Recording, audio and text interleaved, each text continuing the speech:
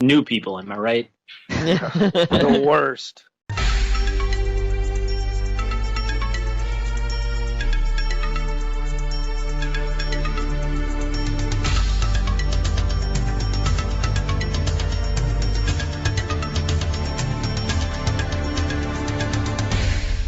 Hello and welcome to Vassals of Kingsgrave.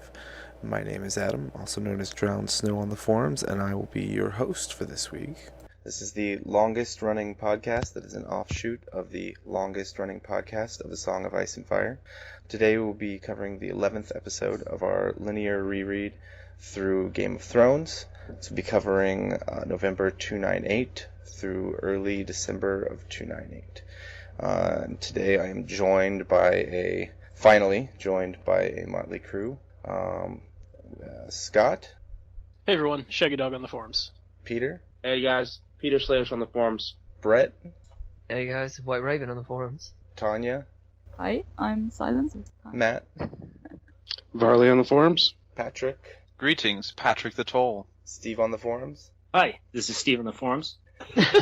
And Casey. Hi, this is Blue Eyed Queen on the forums. Okay, and so, as they say in Fight Club, since it's your first time, you've got to read. Tell us a little about yourself, how you came into A Song of Ice and Fire, and least favorite character. Alright, so I started reading the books after the third season of Game of Thrones. I love the show, so I just really wanted to get into the books, learn more about the world, and I found Vassals of Kingsgrave off of YouTube, actually. So here I am, and I've loved it ever since. And or you could do most favorite. I mean, you don't have to. If that's too hard. Stick to your guns, Adam. Do your least. Oh God, I think Victarion's probably my least favorite character. No!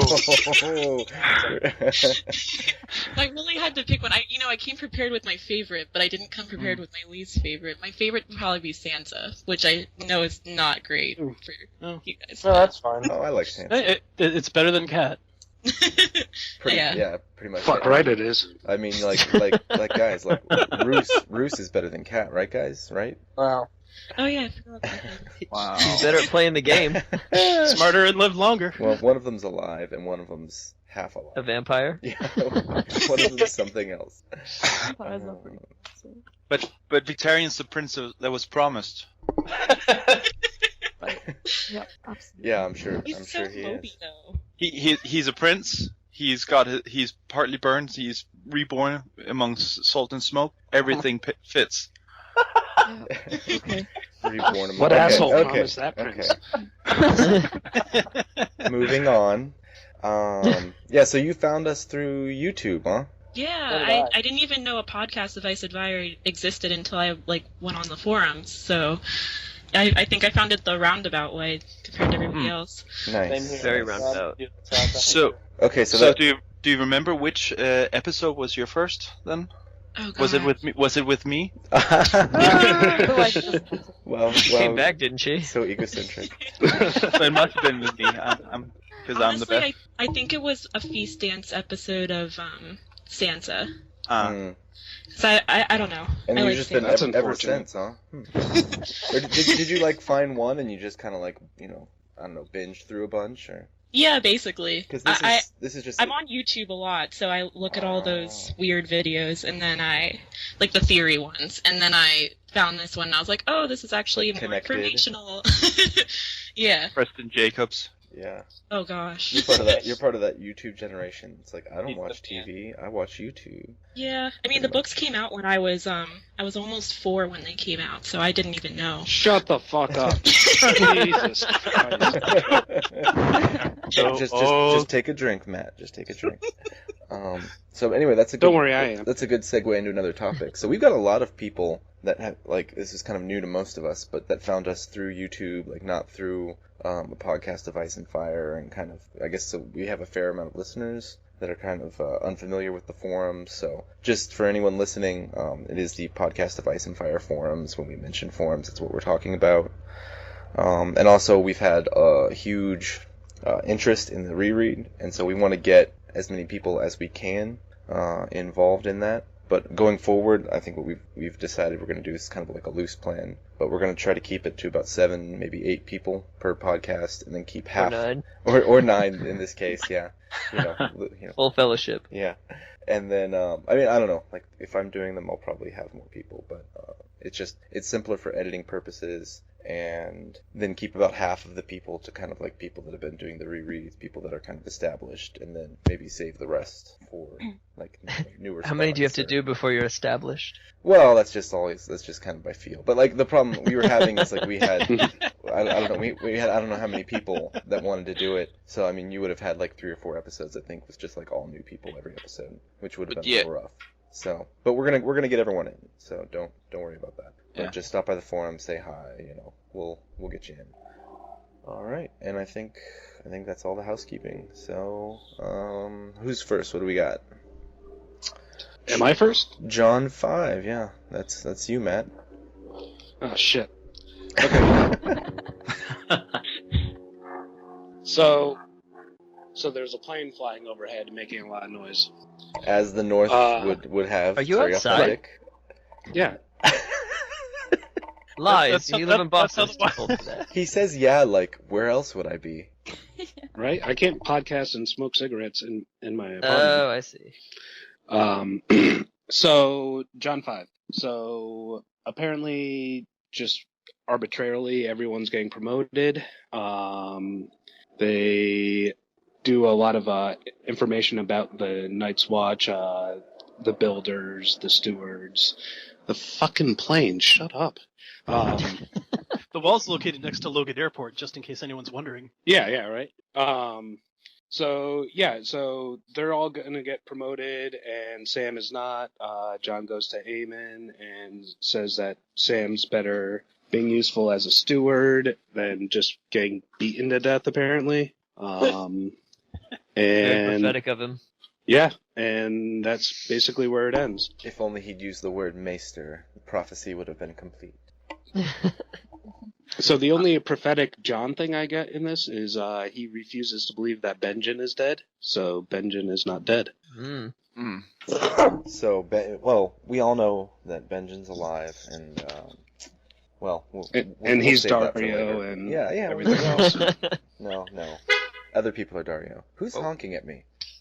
That was mad. Yeah, that's me. His thing lit up real quick.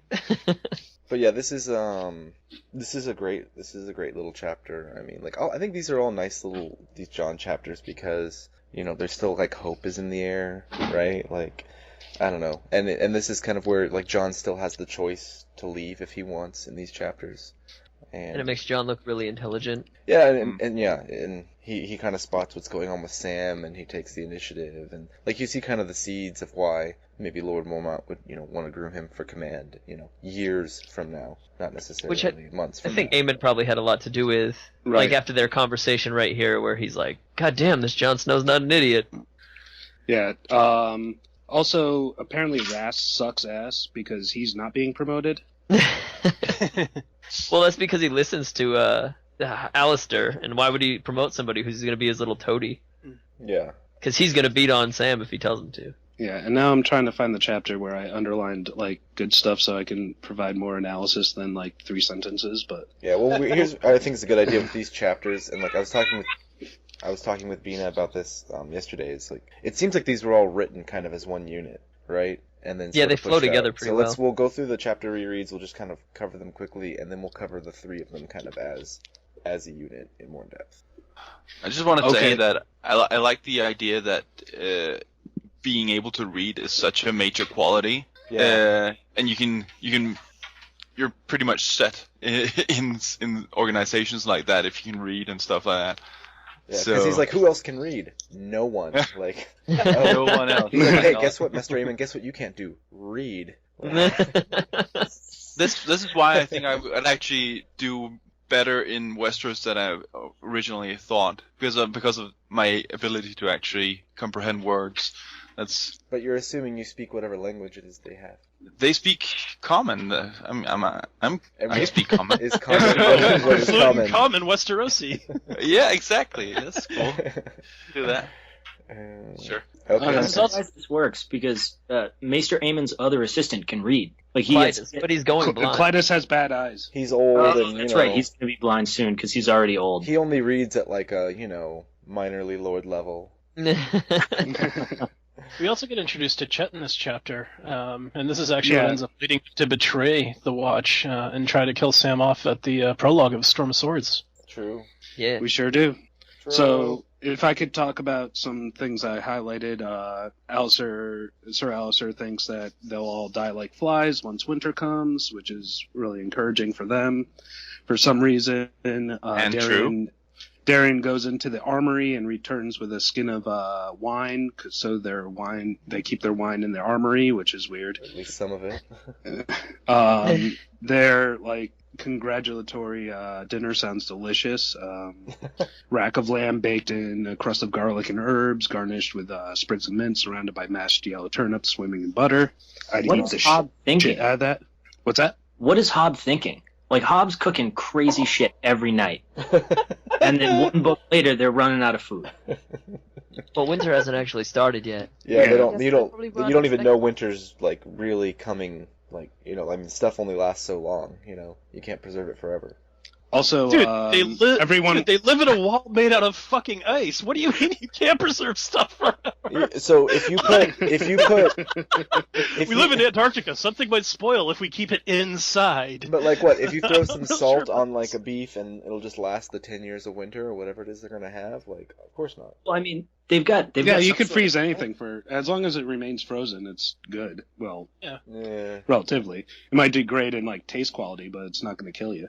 I don't know about Well, actually, so there is actually development of bacteria that will happen after a while, even in sub-zero temperatures. that. Yeah, It's and just- they have no preservatives or sterility concerns or anything. Stuff it's not gonna keep that long. Certain products will. They got salt. Like eggs. You think eggs are gonna be good for 10 years just because you froze them? No. No, you don't freeze eggs. That's what I'm saying. But if you keep the chickens warm, they'll keep laying eggs. It's more Right. crops you need to worry about. Yeah. Yeah. And I So we guess- learned that everyone wants to be a ranger because that sounds sweet. Sweeping through the haunted forest and the icy mountain heights west of the Shadow Tower, fighting wildlings and giants and monster bears. That sounds awesome. Yeah, why we does learned- everyone want to be a ranger, right? That's how you get killed the quickest. Exactly. Yeah, right. They just want to die. They're just I'm too cowardly to kill myself, but let me be a I think- ranger. I think it's just the most prestigious. It is. And how often do the missions go bad anyway before the whole thing with the others starts? Because if the worst thing you can encounter is 2 or 3 wildlings, Well, but then maybe it's not that. Well, it sounds rangers bad die all the because- time, though. It seems Yeah. like. Do that? I don't Yeah. know. And they go Uh, bad enough that Man Mormont wants to changes call the the plan. banners and Right. Oh, you think you're not going to be the one who dies because you're smarter and better at fighting and whatever than all the others, right? Probably. or something. Yeah. Well, it's But the also- only way you can move up in at the castle. Well, I'm Maybe wondering. for Yeah, I'm ranger. wondering if the rangers they get an extra portion, or they get if there's some when they're back when they're not ranging, they just sit on their ass and do nothing all day. Yeah, they just what's put their feet up. Yeah, I'm not really seeing the benefit of it, I guess. I think it's, it's it's supposed to be really a tough job being a builder as well. You mean I think I heard something about somebody a few times falling off the wall because it's so icy and windy up on top. So The builders I mean, are the worst. yeah, I think the Yeah. builders are the worst job, and then the rangers, and then the stewards have it made. Well, No, I sort of. I disagree. mean, Well, you have to clean up the Chamber privy, pots yeah, and the shit. chamber pots or whatever. Come on, It's just a regular job, man. it's a regular job in ice hell. Yeah, but shouldn't the builder guys have union benefits or something? So Yeah. we get the The wall local 271. Yeah, exactly. The union teamsters. So And we look, get that we the wanna be builders. released. The builders Ahead, man. provided masons and carpenters to repair keeps and towers, miners to dig tunnels and crush stones for roads and footpaths, the woodmen to clear away growth wherever it pressed too close to the wall. The backbreaking. So work. Yeah, it doesn't sound very good. Also, we get a Bloodraven little nod. Bloodraven. And Bloodraven's a dick. So What? John's thinking about how he'd be back in Winterfell with his brothers, and Bloodraven says, "Your half brothers," a voice inside and reminded him. And Ned Stark will not welcome you. And he's like, "Oh yeah, what about my mom?" And Bloodraven's like, "Because she's a whore or an adulteress, fool. Something dark and dishonorable, or else why would Lord Eddard be too ashamed to speak of her?" So Bloodraven's not nice. And I mean, Bloodraven would know the truth, maybe? No. Jon was born in the South, Well, so no. He may have if Ned confessed to he's like, to the trees. he comes home and comes to the weirwood and like, let me tell you all my secrets, Bloodraven. I doubt he calls him Bloodraven, but yeah. Well, I would. You know. We also get Maester Aemon saying that he needs less sleep as he grows older, and he spends half the night with ghosts. So I'm thinking maybe Targaryen dreams or something. Yeah. You start to feel for that guy. Yeah. Aemon's the fucking shit. Love it. And then we get a little bit of the metallurgy, is that a word? About the Maester chains, that silver is for healing, iron for warcraft, gold for money and accounts, and that's what really kind of convinces Maester Aemon that, what's his fat face is 10, and no matter how much you beat him, he's not going to be iron. Yeah. It was a very well thought out argument by Jon. It's surprising he thought of it. Oh. Do you think that it undermines Sam's safety at the wall, though? Like earlier in the chapter, they say that every man of the Watch walks the wall and is expected to take up arms when they're reviewing like what each position does. So he's basically getting Sam like into a position where he's a full-fledged man of the Watch. He's expected to guard the wall and take up arms if things go sour. But he hasn't actually been trained. Yeah, but I think that's expected of like anyone. If like you're a cook in the army, if things go shit, like you're gonna have to know how to shoot a gun. Yeah, that's what I'm saying though. The cook in the army has been trained, and Jon has just like given Sam the doctor's note to skip out on gym class, so he's not gonna get trained. Yeah, it's not really that good idea. Well, but I think... later on when Jon becomes commander and he orders everyone to train even harder with bow and sword and everything, it seems like Sam is actually okay with a bow, not great, but okay with a bow. So and that's something he can train without putting himself at risk, because you can just shoot a target. You don't have to because you don't have to get up by anything. He's not getting trained. He's just like the hitting dummy. And like exactly. he's gonna get broken, like is what's gonna happen. But also they had just lost like a third of their force, so it's like all hands on deck. Yeah, well, but Sam's still. also but ironically enough, Sam's the only one who kills off one of the others before anybody else. So Slayer. No. Yeah. So in your face training.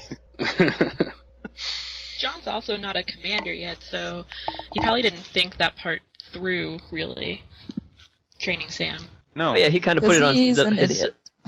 Well, he put it on his uppers to like, hey, you guys, this guy is worth something, and they decided, yes, he is. That's not Jon's decision. Jon just brought it to their attention that he was worth something. Yeah.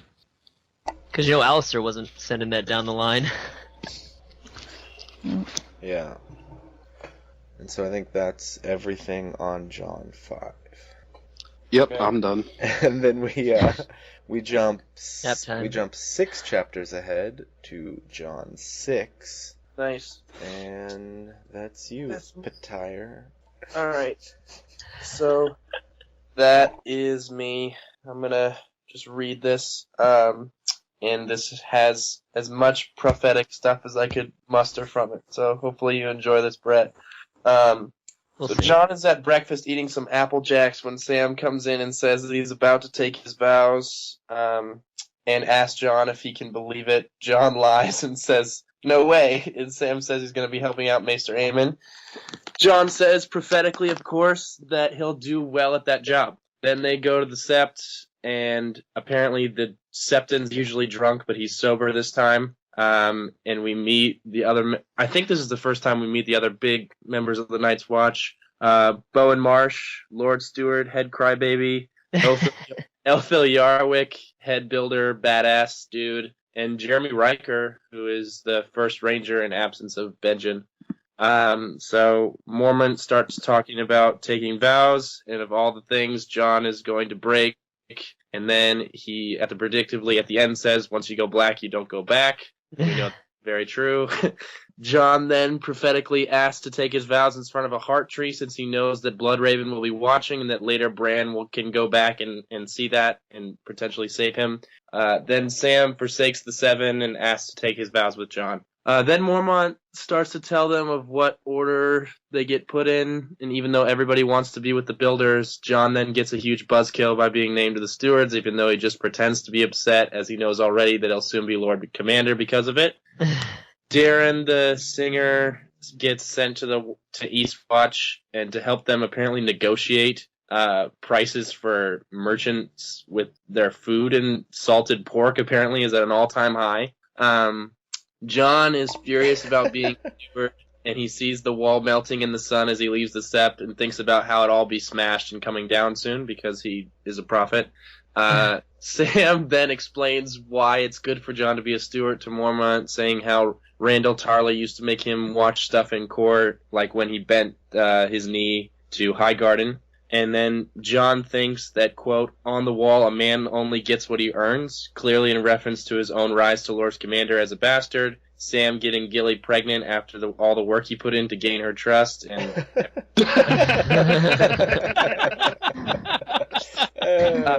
Nice. He just like friend-zoned that all the way in, huh? He finessed the shit out of it. Then he thinks about how bastards grow up faster than other children, and how he's about to become Lord Commander because he's going to grow up faster than everybody else. Then Jon takes Ghost with him to say his vows, and as at this point he hasn't forgotten the number one Stark rule of always keeping your direwolf with you, and then so that bad things can't happen. Then they say the awesome Nice Watch vows, and they clearly all apply directly to Jon because he's Azor Ahai. Jon then has something hugely prophetic and notices Ghost's white fur and red eyes are just like the white trunks and red eyes of the werewoods. Jon realizes that he'll have to warg into Ghost later when he stabs so that he can be preserved in the werewood network by Bran. And that's my chapters. Can we get like a dramatic reading of the vows? Oh, the vows are amazing. Yeah, I have them right here. Do you want to do it? I don't know. Whoever is most capable. Literate? Word for word. Can we try doing it together, or is it just going to go terribly wrong? I think That would be terrible. We've done We have that a great before, and voice. it's hilarious. I think Skype will break down though if we all try to talk at once. That's possible. I can just start reading them if you want in my most dramatic voice. Yeah, do it. Hopefully this isn't your most dramatic voice. Yeah. Lay it on us, man. Go ahead. Night gathers, and now my watch begins. It shall not end until my death. I shall take no wife. Are you pinching your nose? That's what it sounds like. Sounded like you're holding your hand in front of your Guys, Let's come on. Let's Mother, let no go through it. children.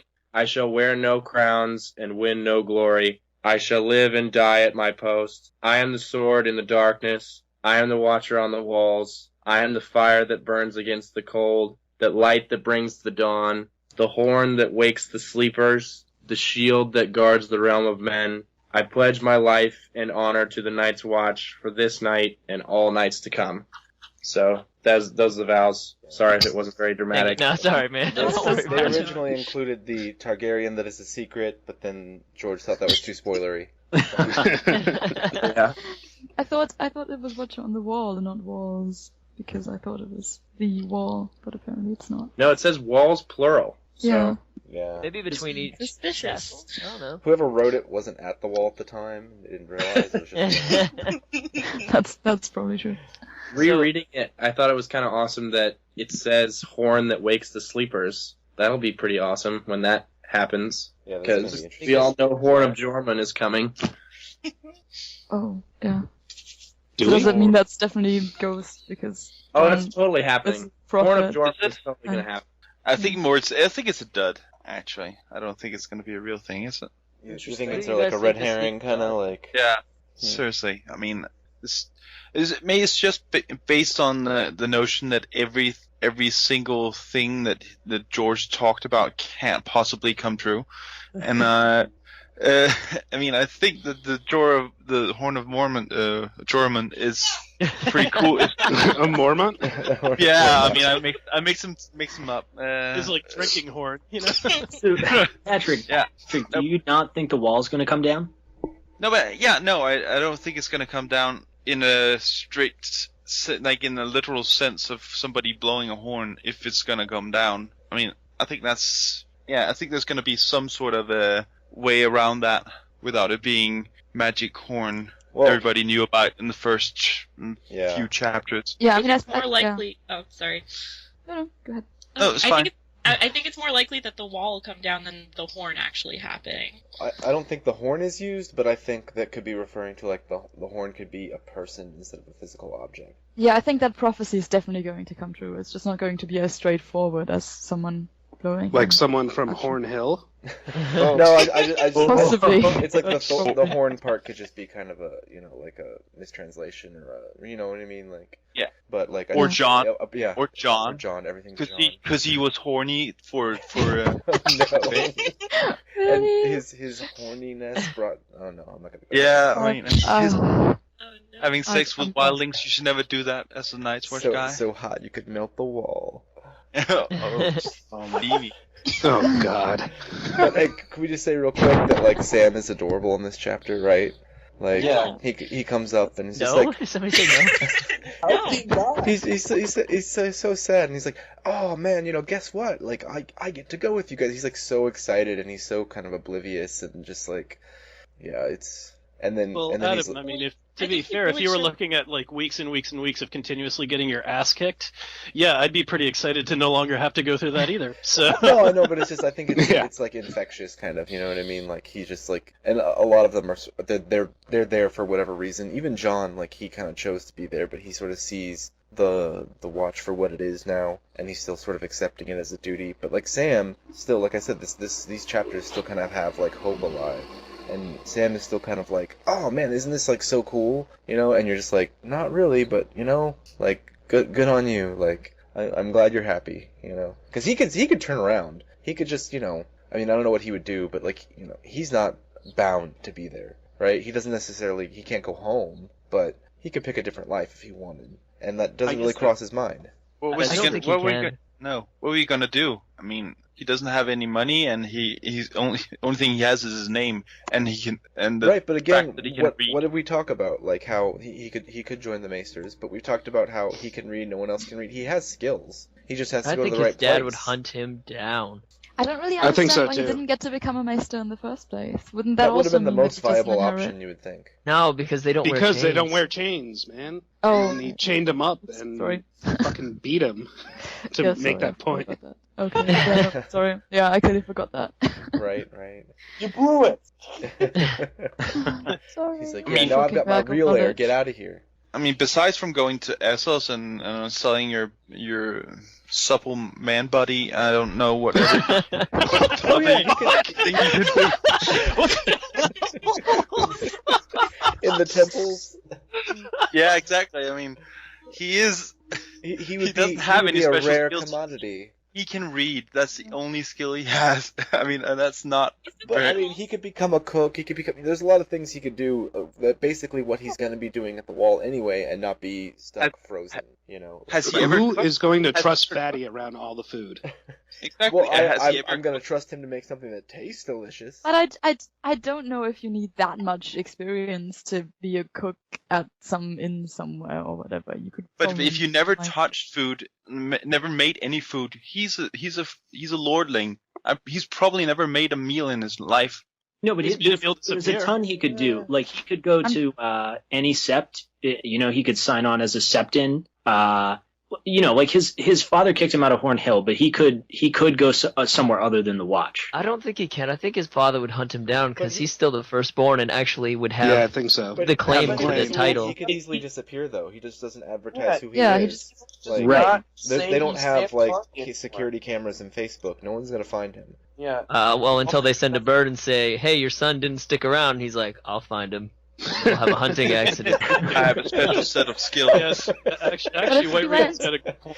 Liam But Neeson he is could Tarly go now. across the narrow sea or something. That would You be wouldn't awesome. Have to stay. You Actually, wouldn't have sorry. to stay in Westeros. Yeah. No, but I mean, you'd have to flee to Essos essentially. I don't. Yeah, but that would make it much harder to hunt him down. So. No, you don't. You just don't have to call yourself Sam Tarly anymore. You can just Yeah. call yourself Sam. You just say Sam Slayer is your actual name. And people... Sam He's was like, Like I slay Sam all of from these Fantastic. lemon cakes. I just feel like that would take too much courage for him to leave the Night's Watch after his Yeah, no, father that's a told good him to point be as there. well. Sam is way too spineless to take off, and plus, the Night's Watch is probably happy that they've got a noble's son there, because they're probably hoping to get more money from said noble. So yeah, if Sam decided to take off, probably White Raven had the right of it that they'd send notice like, oh, by the way, your son went taking off somewhere. We have no clue where he is. If you happen to see him... Yeah, and you know how long it takes to get anywhere, like in the north, man? He'd be alright. Can we discuss how apparently a singer can bargain more? Yeah, than, so like, what Sam could? is up with that? Like, oh man, this guy's a musician, so obviously he's got that sweet tongue to be able to get us a better deal on our meats. I don't think that it was the Sounds dirty. negotiation part. It was like about his. He has some experience. Yeah, they said that he's eaten at a lord's table, therefore he knows good meat from bad meat. I don't know. It's still a little Well, he bit. said he Anyone was should good know at good meat singing. from bad meat. Yeah, he is good at singing. Yeah, so You literally I think- mentioned specifically like the prices of different of salted pork and other things that they're getting, and he's like, "Oh, Darren, you can go and get us a better deal." Like, it was so funny. It was just like, dude, he's just gonna be a singer. He can't what? Well, maybe a No. lady drops off their meat and they need a sweet tongue. It's weird. Like, And, what he kind can of sing to her. what kind of little excuses peony. was this? I don't know. Like, I mean, he obviously eventually gets sent off, and like Eastwatch I didn't think go well for him. Like, Well, no, I it think- went all right. He just met up with Sam when Sam went. no, Was but what I leaving. mean is he didn't like. It's not like they didn't like him. It's just like he didn't like double up and be like, I'm totally committed to this Night's Watch thing. You know, like. Well, no, I think what it speaks to is his ability to have people skills.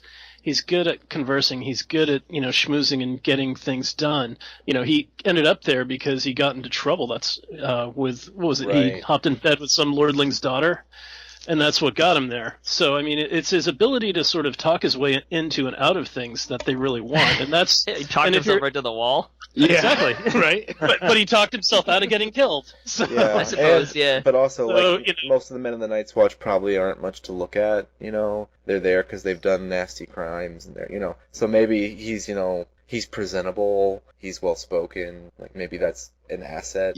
Yeah, Well, but that- to if you've ever traders, like, If you If- work in sales and merchants, a lot of it is just selling your personality. If people like you, they might cut you a better deal. So yeah, it actually does make a lot of sense that you would send someone who can be personable and work their way around a room. And it's He not like also we hasn't- know him that well. He doesn't have to be super amazing at it. He just has to be better than anyone else they could possibly send. And what other options do they have? Who else? Right. Alistair Thorne. How many people are, Okay, how many that's a people great are at idea. Eastwatch? Like, it's not a very large company. Enough? yeah, wouldn't you think a third of the watch is there? I don't think so. I don't think a third. I bet like half of Because them I mean, at they the only wall, have 3 and castles. then the other half are split up. Yeah, I think the majority of them are going to be at Castle Black. Yeah. Okay, so 25%. Vice of the wall here in Castle Black. That's what I meant. And it's less So- than 1,000 now, right? In all, at the Yeah, beginning of the books. I mean, they're including about. everybody. Yeah, so that would be like 250 guys. Yeah, I mean, you have to be pretty good to be the best out of 1,000 people to go and negotiate meat prices. Or you just have to be someone else that's not really useful for anything else other than that. Should have said That's also a Sam. good point. That's a good point. Yeah, but Sam's not. Sending Yeah. Sam might have been a good idea, actually. No, 'cause no, he he's wouldn't not have been able very, to no, stand he's up not to very somebody. assertive. He's like, whoa, I'll pay you double. Like, what? Like, Sam, like, no wonder we have no food for winter. So, sorry to go back to this, but the whole horn that wakes the sleepers, who do you guys think the sleepers are? Do you think they're the people below the wall? Like they're sleeping on the danger above it? Or do you think it's something supernatural? maybe it's just people coming across the wall. That are the sleepers? I think Well, it's worms. Or it could be Daenerys, and her introduction of magic into the world again is what's awakening all the potential magic users. So I was thinking it just Wow. meant I was thinking it just meant the people below the wall that aren't paying attention to what's going on above the wall. They're kind of sleeping on the actual problem. That's kind of like the simplest explanation. That's what it means in the vow, I suppose. But the question is whether it's a prophecy for something else. But in the vow, that's probably what it's supposed to be. You said below the wall. I thought you meant like people buried underneath the ice of the wall. I did not mean that. But that'd be cool. That would be more supernatural, I guess. Yeah. It's like those guys that found that tunnel that goes from underneath the wall to the other side, and then they couldn't find their way back and got lost permanently, so they're down there sleeping until somebody blows the horn. Yeah, it's like Grendel or whatever. Yeah. Well, I mean, there is some supernatural elements, like when they, like Sam's the only one that can cross through that castle because he's a man of the Night's Watch. So And Cold Hands can't. right, but like there could be like something sleeping. I guess I don't really know how it would work out or what George has in mind. No, I think you're right. Like the sleepers are just the people like south of the wall, like playing their Game of Thrones, like not worrying about the others or any other threat from from the north. I like the Daenerys thing better with I magic. bet you do. Is it possible that some of the children in the forest go into sort of a hibernation, and then the horn wakes them up down the road to fend off the others? I don't know. How do they have Anything's sex? possible. I feel like there's not going to be enough of them to matter. There might be. how- We don't know how many there were in the first place. No, and Right. how do they make babies? Do they make babies like? Do they? Well, the man do that the was G's never never explained explained into to the vagina. Well, I just never know. Nobody ever told me how children make babies. Oh, I thought How you American. ended up with one? I thought American education was bad. Man, what do you guys got going overseas? No, specifically children of the forest makes. That's the thing. It's a different race, isn't it? I imagine they just sort of ooze out of the sap, you know. Gross. Oh, come on. Nice. well, that's possible. So. We're made out of Could be. tree tears. Yeah, the tears of the trees. Every time a tree is cut down, there's born a new child of forest. Like No, the thorax. the way too children many call names. that circumcision. It's like the fucking Lorax. Oh, I said the thorax. Yeah, the lorax. Thorax.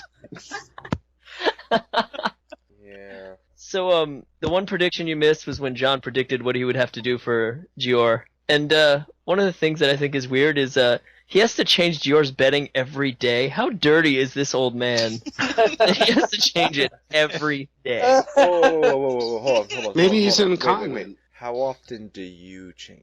Mine? Yeah. Every other week. Okay, that's acceptable.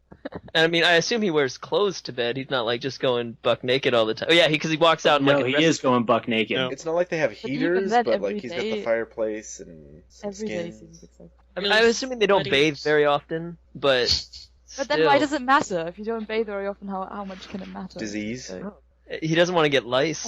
Like, I don't know. I Bed guess sores. He's so, So- privileged he gets his sheets changed Yeah, all the time. the Lord Commander gets hotel like turn down service, and everyone else just deals with whatever they got. hotels don't change your sheets every day. If you want to, they do. Yes, they do. Yes, they do. Really? I don't I know. hope so. Yeah, No, I just like to believe they do. they do. Every day. Every single day. Yes, every day. If The the nicer room is ones, used, Unless you put the thing up that says I'll reuse them. Yeah, And then to save like, water. Thank you for... Which again, how would they have enough? Jesus. So imagine how much water is being wasted to change these sheets every day for the Lord Commander. That's a good point. Well, if they're as dirty as they probably are, you probably have to burn that shit. So they sent him to negotiate like new 500 or like 1,000 count thread count sheets because they go through those things like candy. Mirish linens. Yeah, we use them once. It's like he's like a rich. They don't man. talk about anybody washing clothes. I don't so wash I guess socks. I buy new socks. You wear socks until they wear out, and then you get new socks. Right. What is washing? There was another maybe semi-prophetic thing that I think we didn't discuss. When they're saying the vows, Jon is looking around the grove and he thinks about the wirewood leaves on the ground, and he says something like blood red on top with black rot below, which sounds like it could be about Melisandre. Oh shit! Oh. Wow.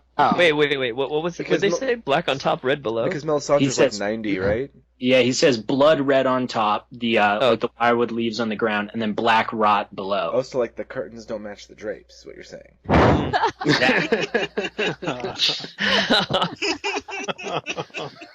Stannis gets done banging her. I'm He's like, sorry, I need I'm to take sorry. a shower. Yeah, no wonder he was always ornery afterwards, right? Like, ugh, shadow babies. That's why they aren't pure worth everything it. with fire in that religion. Change the bed sheets. Okay, so I think that's it for Jon VI. Let's Cool. see. We move Jon 4 VII. chapters ahead to Jon VII, and that is Steveontheforums. So the senior men of the Watch arrive to view the corpses that Ghost has found. The corpses are identified as Othor and Jafer Flowers, who are 2 of Ben Stark's men. Jon is glad that Benjen denied him 6 months ago when he asked to go with them. He thinks about how back then he was a green boy, but now he is way more mature. He recalls a dream from the night before in which he's wandering the crypts of Winterfell alone, and the dead kings of winter rise from their crypts. The men argue about how the Rangers were killed so close to the wall, but Special Detective Sam Tarley steps up and puts an end to the argument. The men couldn't have been killed recently because their blood is coagulated, and they couldn't have been killed here because there's no blood on the snow. Strangely, the corpses aren't rotting, and they now have blue eyes when they didn't have blue eyes before. Mormont orders them returned to Castle Black so that Aemon can inspect them. When they return, Aemon is waiting for Mormont with a letter from King's Landing. Jon notices the men treat him strangely, and he goes to meet with Mormont. He learns of Robert's death and Ned's imprisonment, asks about his sisters, but the letter doesn't mention them. Mormont promises Jon that he will write to King's Landing, encouraging the small council to send Ned to the wall. And he tells Jon that the Night's Watch is his family now and not to do anything stupid. Later on, Jon's friends are comforting him, but Alistair Thorne mocks him, so Jon does something stupid and tries to kill Thorne for real. Smartest thing he could have done. His friends stop him, and Jon is locked in a cell. He's woken that night by Ghost scratching at the door. Rather than thinking Ghost needs to shit, like any normal pet owner, Jon realizes something is up. Nice. Maybe he just lets Ghost shit in the room though. Maybe that's why they have to change Mormont's bedding every night. He's old and he can't control Maybe himself. Ghost doesn't talk and he doesn't shit either. Whoa, he would get really big really fast, wouldn't he? Crackpot theory of the week. Robert Strong Ghost. Okay. Steve. Yeah. 1 sec, sorry. Oh, Jon finds the guard outside his room dead and hears noise coming from the Lord Commander's chambers. He discovers the White and attacks him, but his sword is useless as the White's severed arm continues to attack. The White chokes Jon, but Ghost saves him, and he sees Mormont enter with a lamp, so Jon uses it to set the White on fire. That's The it. end. Okay. We got a ton of Jon prophecies in this. Oh, yeah. Let's hear him. There's a Winterfell dream where the kings wake up. There's Jon imagining the wall shrinking when they're riding back from the haunted forest. Potentially, Jon thinks about how if Ned has been when he learns Robert is dead, but before he learns that Ned has been imprisoned, he thinks that Ned and his sisters will be coming home to Winterfell. So this might mean that Ned's bones are eventually going to get there, and it might mean that the girls make it back to Winterfell. The most important Jon prophecy in the chapter is that Jon acknowledges that if Ned is killed, it's Catelyn's fault. Perfect. So that's sort of a case closed on that. Do you think Jon, when he heard this, he's like, why couldn't this have happened yesterday so I could have left the wall before I took my vows? Because it's just like when he gets back, right? Yeah. Yeah. It's like when he's getting back. I feel like Well, Mormont knew before they went. Yeah, right? Like, it's like right as he walks back in, and you're like, I don't know. I would have had some other feelings about, like, I would have been pissed off, but I would have been like, what? Like, how long does it take to go to the Weirwood and come back? Like, come on. I didn't sign come anything. on, yeah. No take backs. Well, What? It only within the Shouldn't- first 24 hours you can return your oath to the store.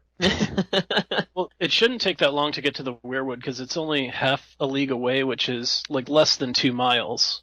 And actually, Ghost picks up the scent like immediately in the previous chapter when they're going out. So it's not very far.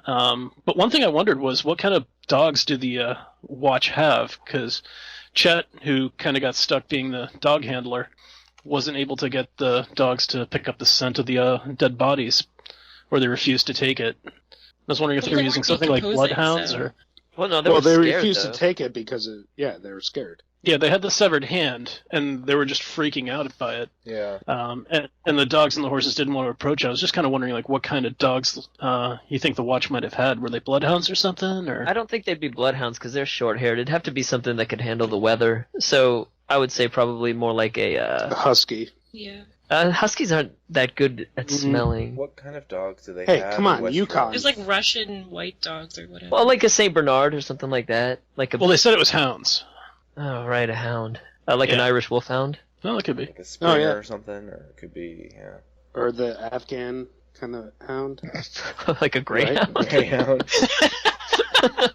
Greyhound. Anyway. Or it could be that we shouldn't think about it like that, because in Middle Basset Ages, hounds. not all breeds were defined as there are now. So Yeah. And Martin probably 'Cause- also didn't. So do you guys think, like, if Jon, let's say he was, instead of doing the weirwood, he had stayed behind to do his vows, or let's say the vows were a day later and they got this raven, they would have just waited until after the ceremony to tell him either way, right? Yeah. Like, I don't Yeah. think they're telling him. Yeah. That'd be a beforehand. pretty dick thing to do. I know. I don't think Mormont knew though, because they like came up to him like, "There's a message," and he's like, "Just tell me what it is." And they're like, "No, you gotta come." But even if Like, if Jon. Mormont knew, he's a good guy, but I think he still would have held it back. Yeah, I Because think they he definitely worried wanted of Jon losing. to stay, and it was more likely that he'd stay if he didn't move. Do you- If he had to say the vows first. Yeah, you kind of take the You choice think- away. Do you think the old bear like really hates Ned, so maybe he doesn't like Jon so much for trying to get Jorah, or do you think that he just doesn't care? I think he thinks Jorah was wrong, and Yeah. Ned was wrong. Yeah. Well, there's an interesting quote that he says that he blames Lyness instead of Jorah for doing all the slaves and stuff. Yeah. That shallow woman of his. Yeah. Fucking shallow women. Yeah. I mean, I don't think he holds anything really against the Starks at all, because like they're doing what he would have done in the same position, and I mean that's why he went to the Wall and he's become Lord Commander and all that. So like he And seemed to go Benjen's very willingly, probably one of his best friends. Mhm. So- But is he exactly as honorable as the Starks are? Because if Ned had been Lord Commander and somebody had under his watch had tried to run away and he knew about it, wouldn't he just have chopped off his head? No, No, because he returned. Are you sure? Ned would have to never Yeah. know, man. You just got to keep this shit from Ned. No, because he never actually left. He rode away, and like Mormont said, if we beheaded everyone who rode down to Molestown, we would have a headless people. Ned would have a policy manning the that's wall. like, hey, what happens between sunup and sundown and sunup? If they're still here in the morning, it counts. Are you sure? Like he did Yeah, I he did think give so. Cersei a chance to leave. He did give Cersei a chance to leave, so I feel like that would be a similar situation. He doesn't always he does try to do the He right understands thing, that which wouldn't necessarily be to Someone who punish starts someone. running away but comes back like a minute later or is brought back, like they haven't technically done anything to break their vows yet. Like they just went for a ride, kind of, right? Like now, if he has to catch them a day later or they're but like just kind of on the road a bit, like I think he could have leniency for that. But if Possibly. if Ned joined the Night's Watch, he would not be Lord Commander immediately, right? No. No. It's just So would he he? would have no say in what judgment. Do you think he'd want to go look for Benjen? Probably. Yeah. at some point, yeah. Would he like walk in and be like, "Here's your new ranger"? That's that's a great what if story. Is like, what if Ned is sent to the Wall as he's supposed to? Like, what the fuck? How does that go down? Probably really well. Yeah. He arrives and 'Cause- challenges Mormont to trial by combat to become the next Lord Commander. Because he thinks that's how it works. Nah. I will earn my station by killing the current Lord Commander. But He I would think probably- like, That's an idea. Ned Rob would have could have probably been died Dany. as, pretty soon after, anyways. I mean, He Because would have been on the there's ranging. yeah, he would have been on the ranging, and people there are still assholes. There's still a lot of dicks there on the ranging, and he would not have been able to stop that. So he would probably have died as well. And he probably sent a fair number of them to the Wall or had a hand in it. Oh You know, yeah. they'd stop at That Winterfell. too. It's like, yeah, it's like the warden, or showing up to the jail, or the judge or something, like, Like this motherfucker. Ned think so. Stark, son of a bitch. Yeah, You're he walking would've around got while this- archery practice is going on. Because Yeah, he would have got shanked in the showers. Wait, they have showers? Yeah, you just They start a bu- fire in the middle of a cave under the wall and just rains down on you. That would probably work. Yeah. Ned would have to join a First Men supremacist gang. Protection. Well, look, Yeah. you've got this one group of white guys, and this other group of white guys, and a third group of white guys. But the first group of white guys are the most white guys. Yeah, we're the oldest of white guys. We're the first men, motherfucker. Yeah. They got tattoos of heart trees on their shoulders, right. Real intimidating. Okay. So here's some weirdness in this chapter, right? Mormont tells Jon that he's confident he can get Ned set to the wall because he knew Pycelle, Barristan, and Stannis in his youth. What the fuck is he talking about? Because these people are totally different ages. Yeah. He joined in the wasn't he in the War of the Nine Kings? Yeah, Stannis Kings. wasn't. He was probably No. talking about Robert's Rebellion. He's already at the wall by Robert's Rebellion.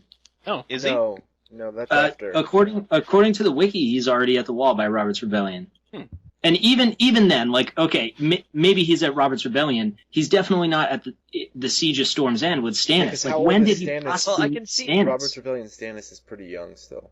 I can Yeah. see Stannis because maybe Stannis had an honor guard when the one-armed Don Noy. Donald Noy, when he went to the wall, maybe Stannis went with him or something because I don't know, respect.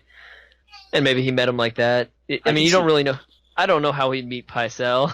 well, he Pycelle's was way older than he him, was, so he could Yeah. have easily gone somewhere on a trip or just They an might award have been somewhere. at the Citadel. Same thing with Barristan. He's really old too. Yeah, so those two make sense. You- Stannis is the harder You know, one.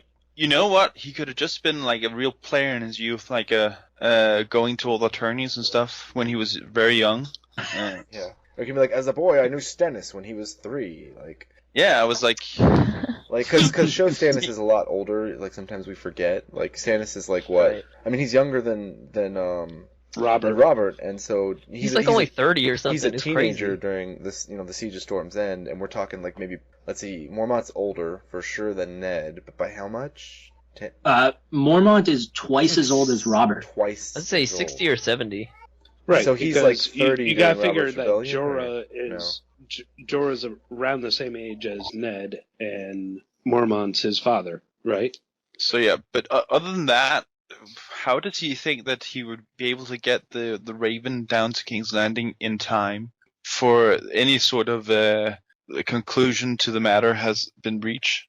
Well, how long did those two trials and stuff usually last? It takes a while for anything to happen with Cersei, right? And some people have to They show don't up decide. too, right? Because you need a certain amount of lords or whatever to show up to validate a trial, or Yeah, you need a quorum of 4 lords to convict the Hand of the King of treason. No, all you need is one Dick King. But generally That's speaking, awesome. when something big like that happens, they put the notice out, people arrive, they deal with it. Is what seems to be the process. So that takes Yeah, so there would be time some time. yeah, but that's at King's Landing. There's a shitload of lords just hanging around. nearby. Yeah. It's not, putting the notice out. We're gonna have the trial this afternoon. Done. But yeah, for Cersei, it's a lot easier because there's so many people. Because the war and everything, there's so many people nearby or already in the city. In Ned's case, there probably weren't as many people, and maybe it seems like they didn't wait. Maybe because a Well, lot no, of but people, we're saying this, but he was supposed to go to the Night's Watch. Yeah, I think that Like, they it wanted was to get Joffrey it that- done quickly, and just he's on his way, and no one's gonna argue with that. It's the fact that they killed him that made everything kind of go pear-shaped. Maybe they Really? thought in the time frame that it would take to get Joffrey coronated before he passed sentence. Maybe they thought that was their window of opportunity. Well, Yeah, if but you look Joffrey at says he wants 2 weeks before he's coronated. Right. But he's So it's basically 2 like, weeks. I'm already king, so If you look at But- the timeline, there's about 2 months in between the time that GR finds out about Ned and the time that Ned gets killed. Oh, so that's plenty of time to send a raven. Yeah. Yeah, and even if not, what are you going to lose if you try? Like, even if the raven arrives too late, it's not going to make matters worse in any way, so you might as well try. No, but it's just never. Okay, so but it's never been talked about by any of the characters that that this might be an option.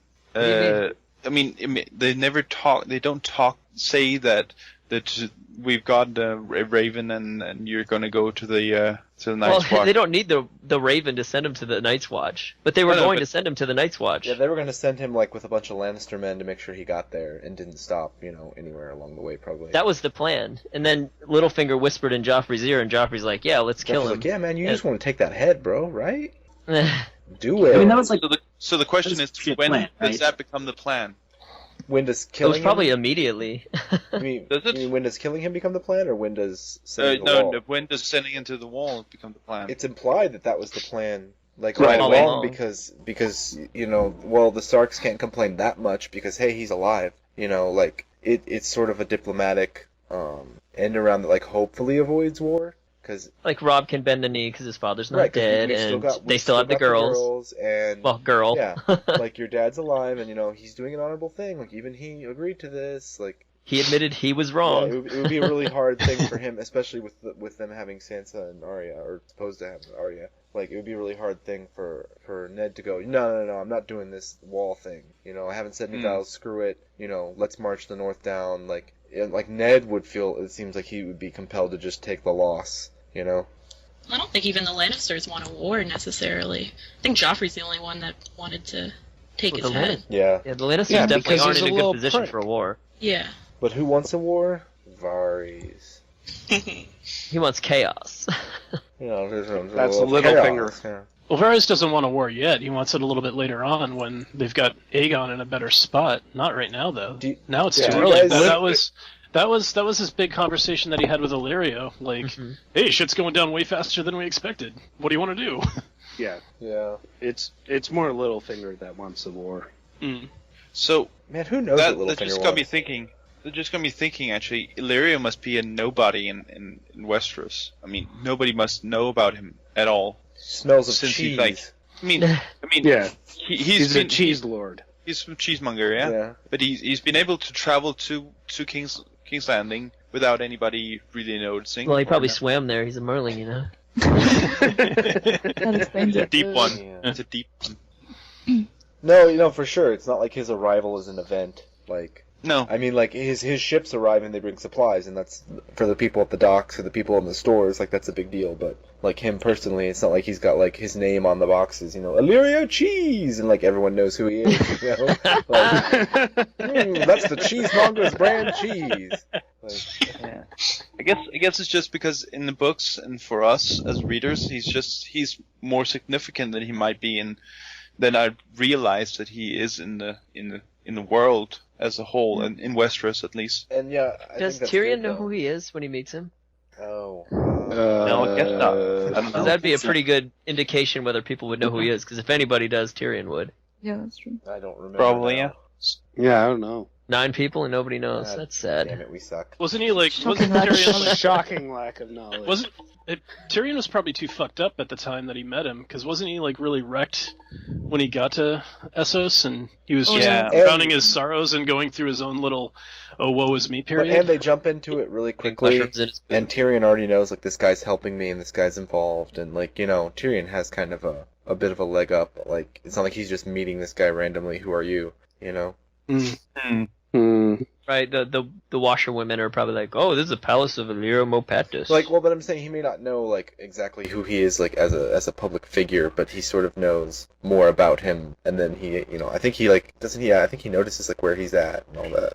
But that right there, like, if he doesn't know who he is as a public figure, then I doubt anybody in Westeros really does. Yeah, Yeah. if you unless you actually go to Pentos regularly, I don't think you would ever know. Well, but even in Pentos, right? Like, if dude's just, walking around in, like, common clothes, people don't know who people are. Like, there's No, but there's he's a no pictures or magistrate. anything. Or, like, a lot of people would know, but a lot of people also wouldn't. So, like, when Right. any, like, foreign dignitary shows up, you know who they are because they're carrying banners, and they've got their entourage, and, like, and then people say, well, who's that? Oh, well, that's so-and-so from such and such. Like, that's how it works. Sometimes. Are you sure? I mean, he is a magistrate, so he is one of the few people that actually rule the whole city. So I mean, No, But even a public figure, like not that many people see him. He'd be known by the other magistrate members, but like a regular peasant wouldn't know who he even was nowadays, necessarily. they go on TV and they show people Yeah. pictures of like George Bush, and they're like, "Who's that?" You know, like.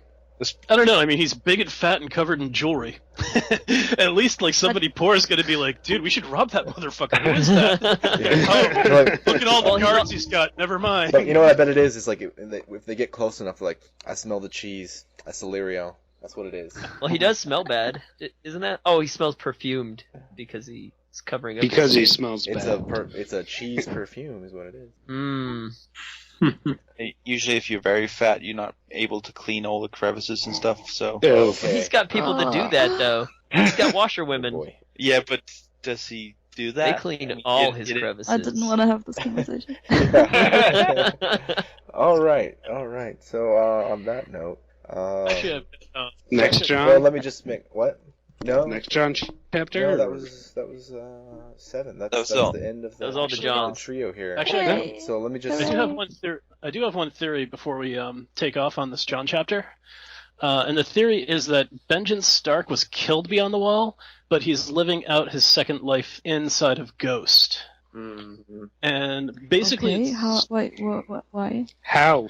Ghost doesn't go Well, beyond let's the have- wall much. He ward. And also why? well, Benjen's a warg, because pretty Is much he? yes, That isn't confirmed, but he might it's be. not confirmed, but that's part of the theory. The theory is Ned that isn't. Let him Not Ned that we would know never of, be I a guess. ward. Come Well- on. Okay, so come on. How do He you never say? had a direwolf. So essentially, did he go into the womb of the direwolf? what? He was still I mean- alive, man. Dude, you've got what kind of printing do you get over there of these books? Like that. I guess I don't. Yeah, they were born before, right? Yeah. Okay. What's Okay, the rest yeah, of your just thing? let Like him, why? let him explain it. Go ahead. Oh no, you actually want to hear the theory? Oh, that's nice. Sure, why not? Well, the theory is that Benjen developed his abilities when he was ranging beyond the wall and became First Ranger, and he probably had a direwolf companion, which would end up being that direwolf that the Starks below the find at wall? the beginning of the story, which they Huh. find south of the wall. Because it's unlikely that a direwolf on its own would be able to get south of the wall. I mean, it's not really going to dig. It's definitely not going to climb. And More than no one at the wall would have known about that and would have mentioned that to John at any point. Yeah, your uncle had a direwolf. Or he wouldn't mention it to John. Oh, Maybe yeah, he never brought it north of the wall, south of the wall because he knew he would be judged for being a warg. exactly. They might have thought he was going wildling. But so, no one's judging John for being a warg Because he's never been north of the like wall. no one. Yeah, Yeah. but like He why showed- would they he showed up. necessarily assume he's a It's a new warg recruit. just because he has He- a direwolf? I don't know. Sorry, But man. he already had I a gotta wolf. call BS on this. Why? Because you I haven't don't heard- believe it necessarily, but I'll try to entertain the thought. Sorry, finish it. Finish think it's explaining it. Do you Sorry. think we'll ever find out? What happened to Benjen? Yeah. Well, I think so. Well, Yeah. my guess is that when his wolf was killed, it didn't really bother him because when he meets John and the others in the Great Hall, he's not really too surprised that they have direwolves. Also, when you look at how the direwolves act around the Stark children, they're all kind of going off of, the Stark's sort of mindset or emotional state. And Ghost does that up until John has that vision of Benjen bleeding out in the snow. And then Ghost really starts developing his own personality and acting really independently. When Sam is crying when you first get there and John doesn't know what to do, it's Ghost who goes over to him and shows a little bit of compassion and makes him start laughing. Also, Ghost went off and found these body parts of these two others, or the whites, and then he tore one off and brought it back to them. Usually animals won't do that. In fact, all of the animals that the Night's Watch brought with them, the hounds, the horses, they wanted absolutely nothing to do with the whites. And also, Ghost also turns on John when John's trying to take off. He gives away his position. So the other people in the watch who are out looking for him are able to find him. Bloodraven.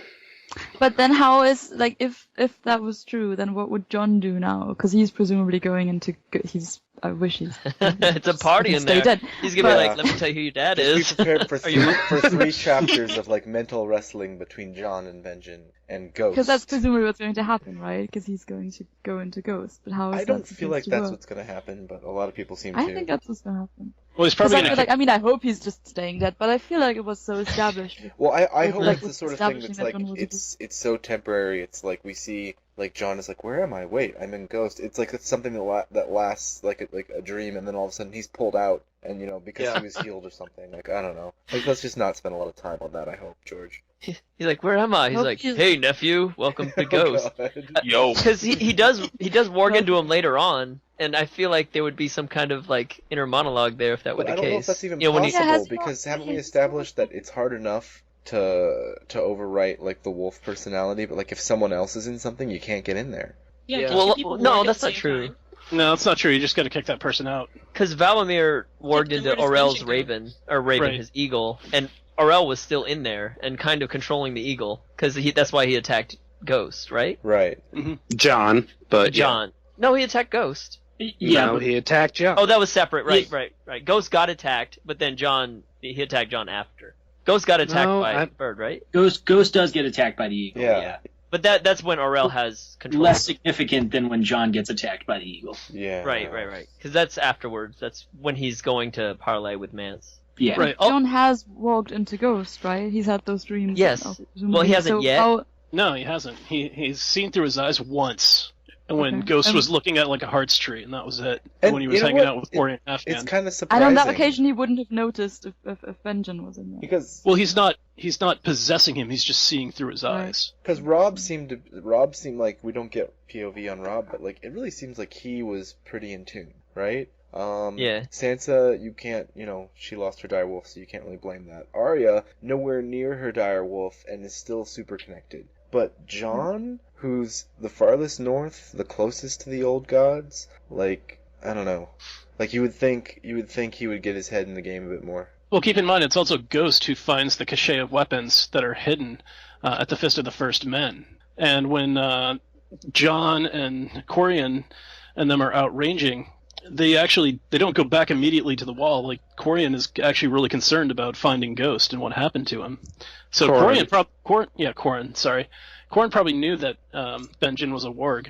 Maybe. So how come no one ever mentions this to Jon? How come no one mentions that Benjen had a don't direwolf? talk How come shit. Corin doesn't mention? And they to- talk about to- direwolves to haven't been Jon? seen in forever and yada yada. Well, south of the wall, yeah. Well, But Benjen does say that there are direwolves north of the wall. He hears them howl all the time. yeah. Yeah.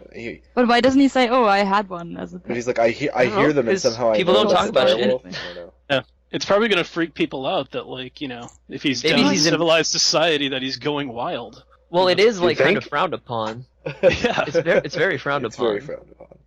The wildlings are cool with it, but like if they knew he was a warg, they probably wouldn't accept him that well. Because it's not like Jon comes back down to the wall and he's Commander talking about Skin it. Changer. But Benjen doesn't have to say he's a warg. He just has to say, "Hey, I made friends with this direwolf." And Same, like no one judges Jon for Yeah, but you having a don't- direwolf. but yeah, could you? Friends Well, with it the could di- be well, a 'cause Jon direwolf had one that from a just, puppy. it stays behind the Yeah. wall, so no one would ever know. Like, But they still just meet stabbed the on fuck range. out of him. Yeah, you know who should have said Yeah, for the that's true. watch? Fucking Jon. It's 'cause when he tried Jon's to go dumb. after Alistair. Like that would have been for the watch. God damn it.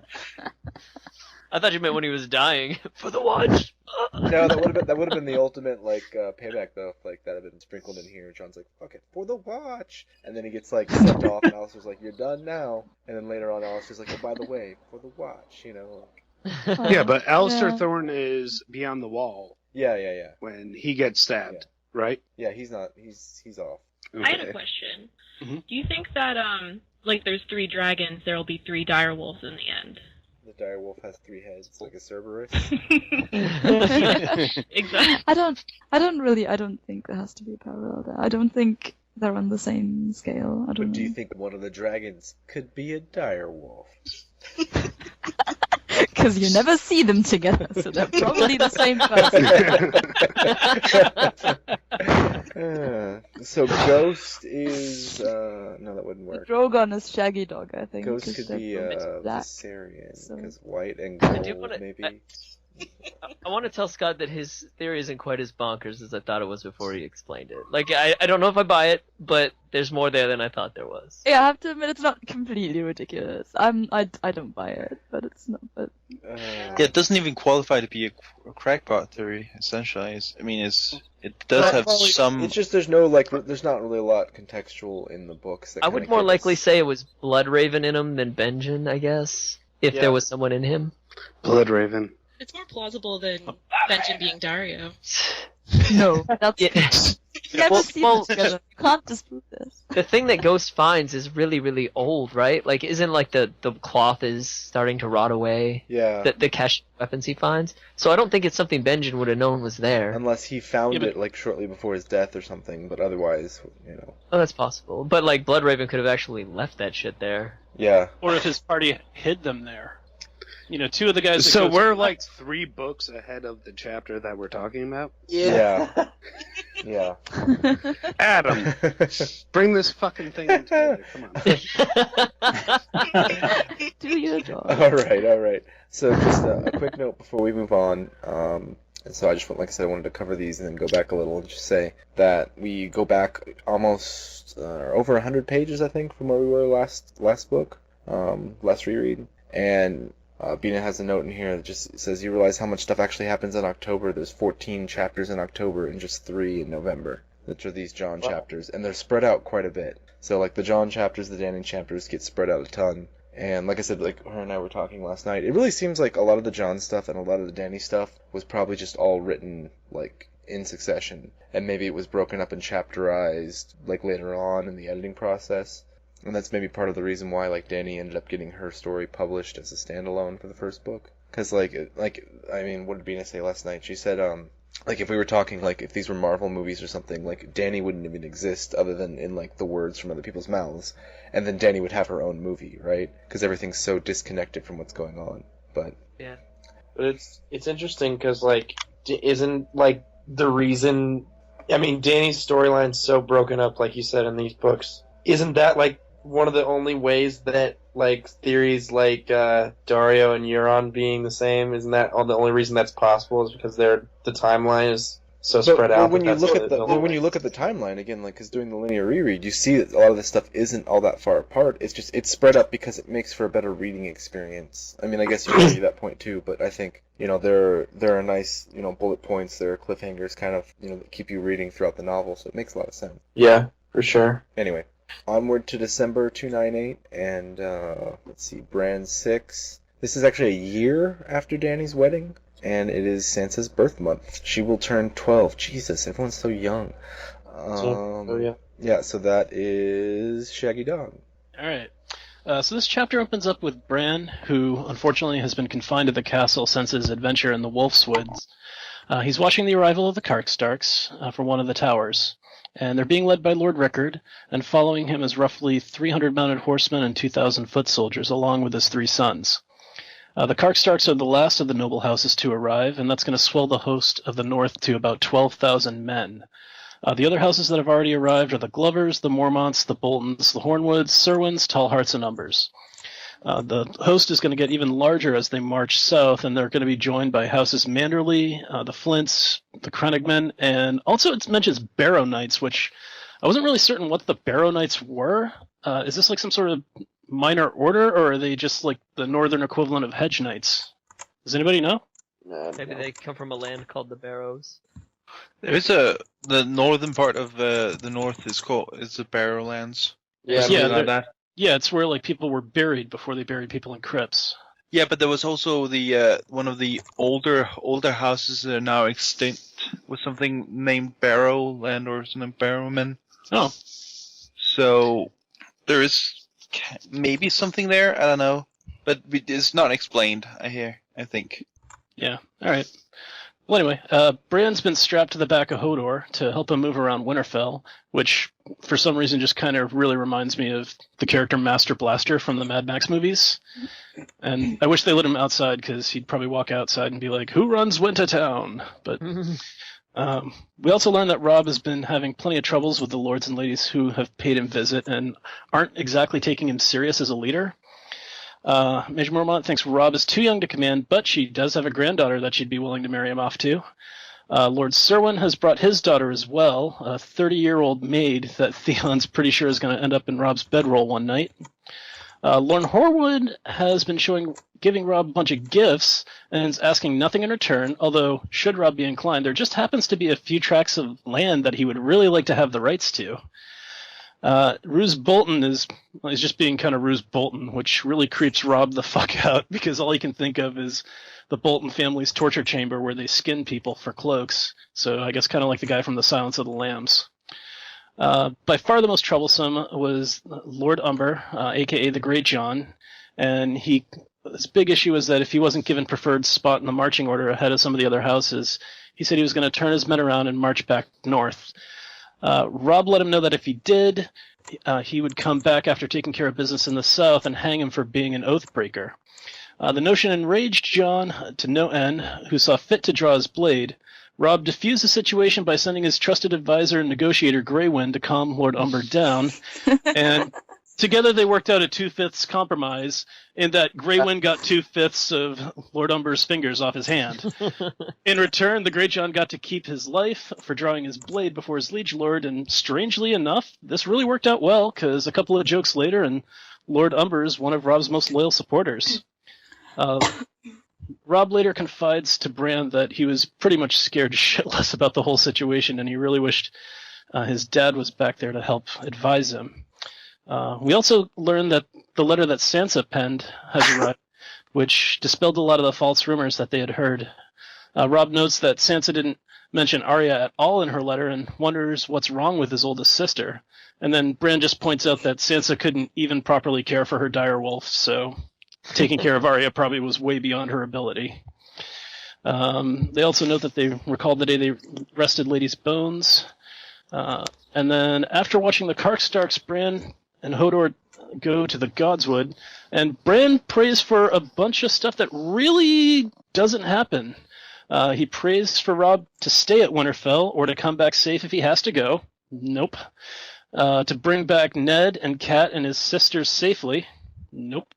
He asked the old gods to help defeat the Lannisters and bring back Rob and his men, Hal and Quent, Lord Umber, Lady Mormont, and Theon Greyjoy. Oh, well, hey, there we go. There's one. Theon made it back to Winterfell, so...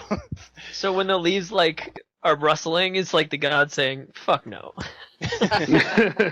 It sounds like Bran has the same sort of jinx that Ned has. If Ned makes a promise, can't keep it. If Bran prays for something, he gets the opposite. I never fall. Oh, you dick.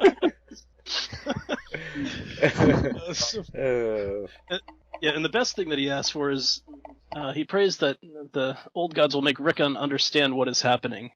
And we also get a little bit of reflection on how Rickon has been acting up lately. He vanished one day, and Rob had the entire castle looking for him and Shaggydog, which eventually they were found down in the crypts. Rickon was wielding an old rusted sword, and Shaggydog, being his loyal and faithful companion, wouldn't let anyone near him. It got so bad that Rob and Greywind had to go down and personally fetch his little brother. And actually, considering that Rickon came away unscathed, we can safely assume that he's already more of a badass than Lord Umber. And it also Alright. Yeah, but Shaggydog might have limped out of there. Yeah. Just in a few claws or something.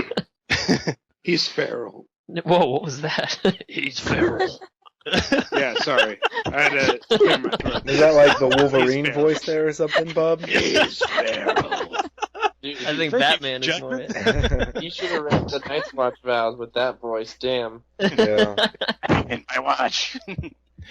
Okay, so that may be a little bit of foreshadowing as well, the story of Rickon and Shaggydog vanishing. Rickon's right on the money, though. No one ever comes back. That's a good call, Rickon.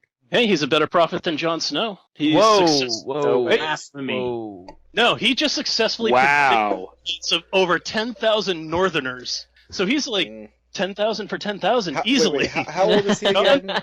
Jon is not. I'm getting to that point, though. I'll get to that. So, yeah, Rickon proves that he's not only the Grand Champion of Winterfell when it comes to hide and seek, but soon he's going to be the Grand Champion of the North as well.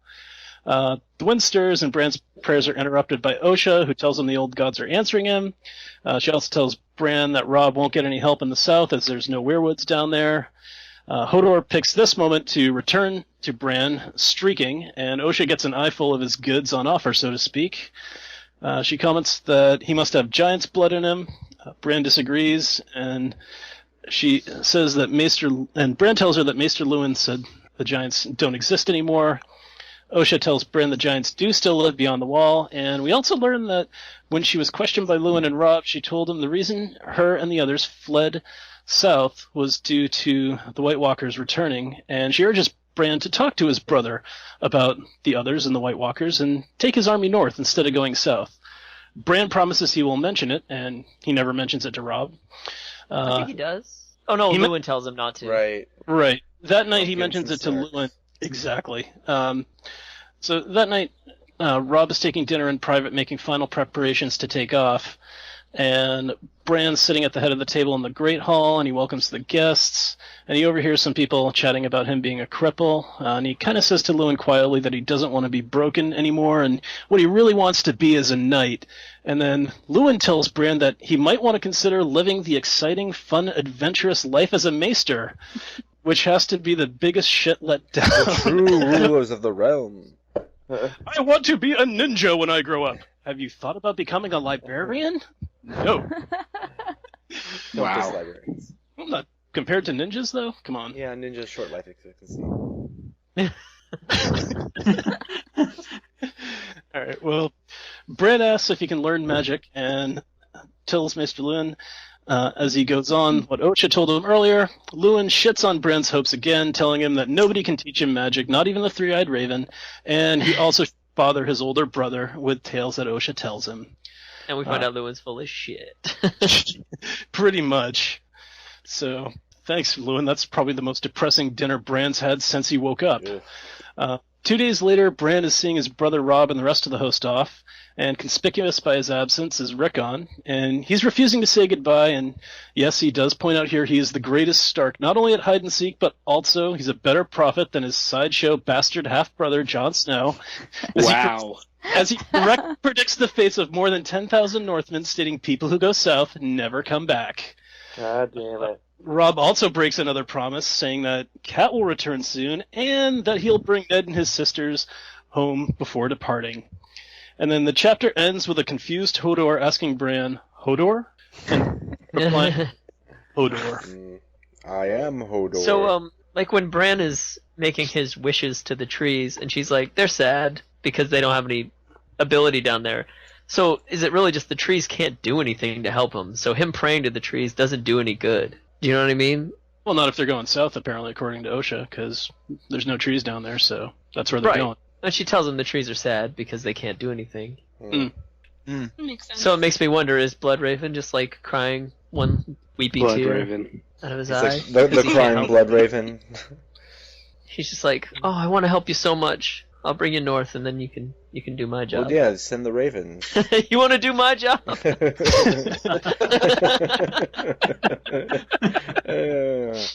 think you're better at this than me? Because you get your ass up here and do it. Okay, so this is what I found out about the Barrow Knights. I did extensive research on that right while you were talking. That's what the typing was. No, I didn't. I was on mute. But in any case, there is no specific mention of Barrow Knights, of what they specifically are, but there were talk about the Barrow Kings, right? Which was the first kings of the first men.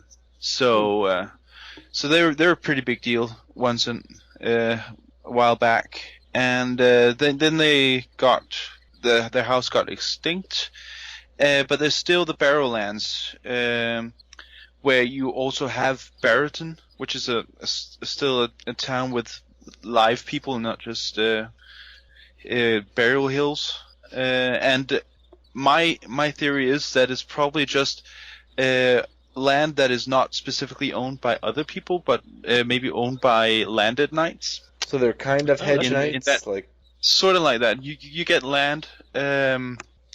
You get a little keep or a little house and your own piece of land if you possibly do something well in a war or something like that. You can be awarded some land and you become a landed knight.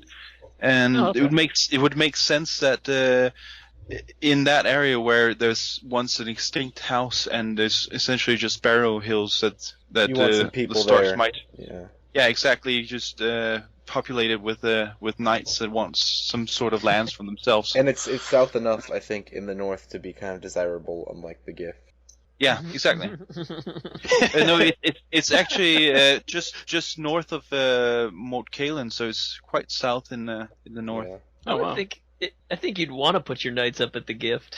Well, I mean, no one wants to go there. Like, Yeah, because it's yeah, shit. like I mean, It'd be it's like living quite, in Vermont, am I right?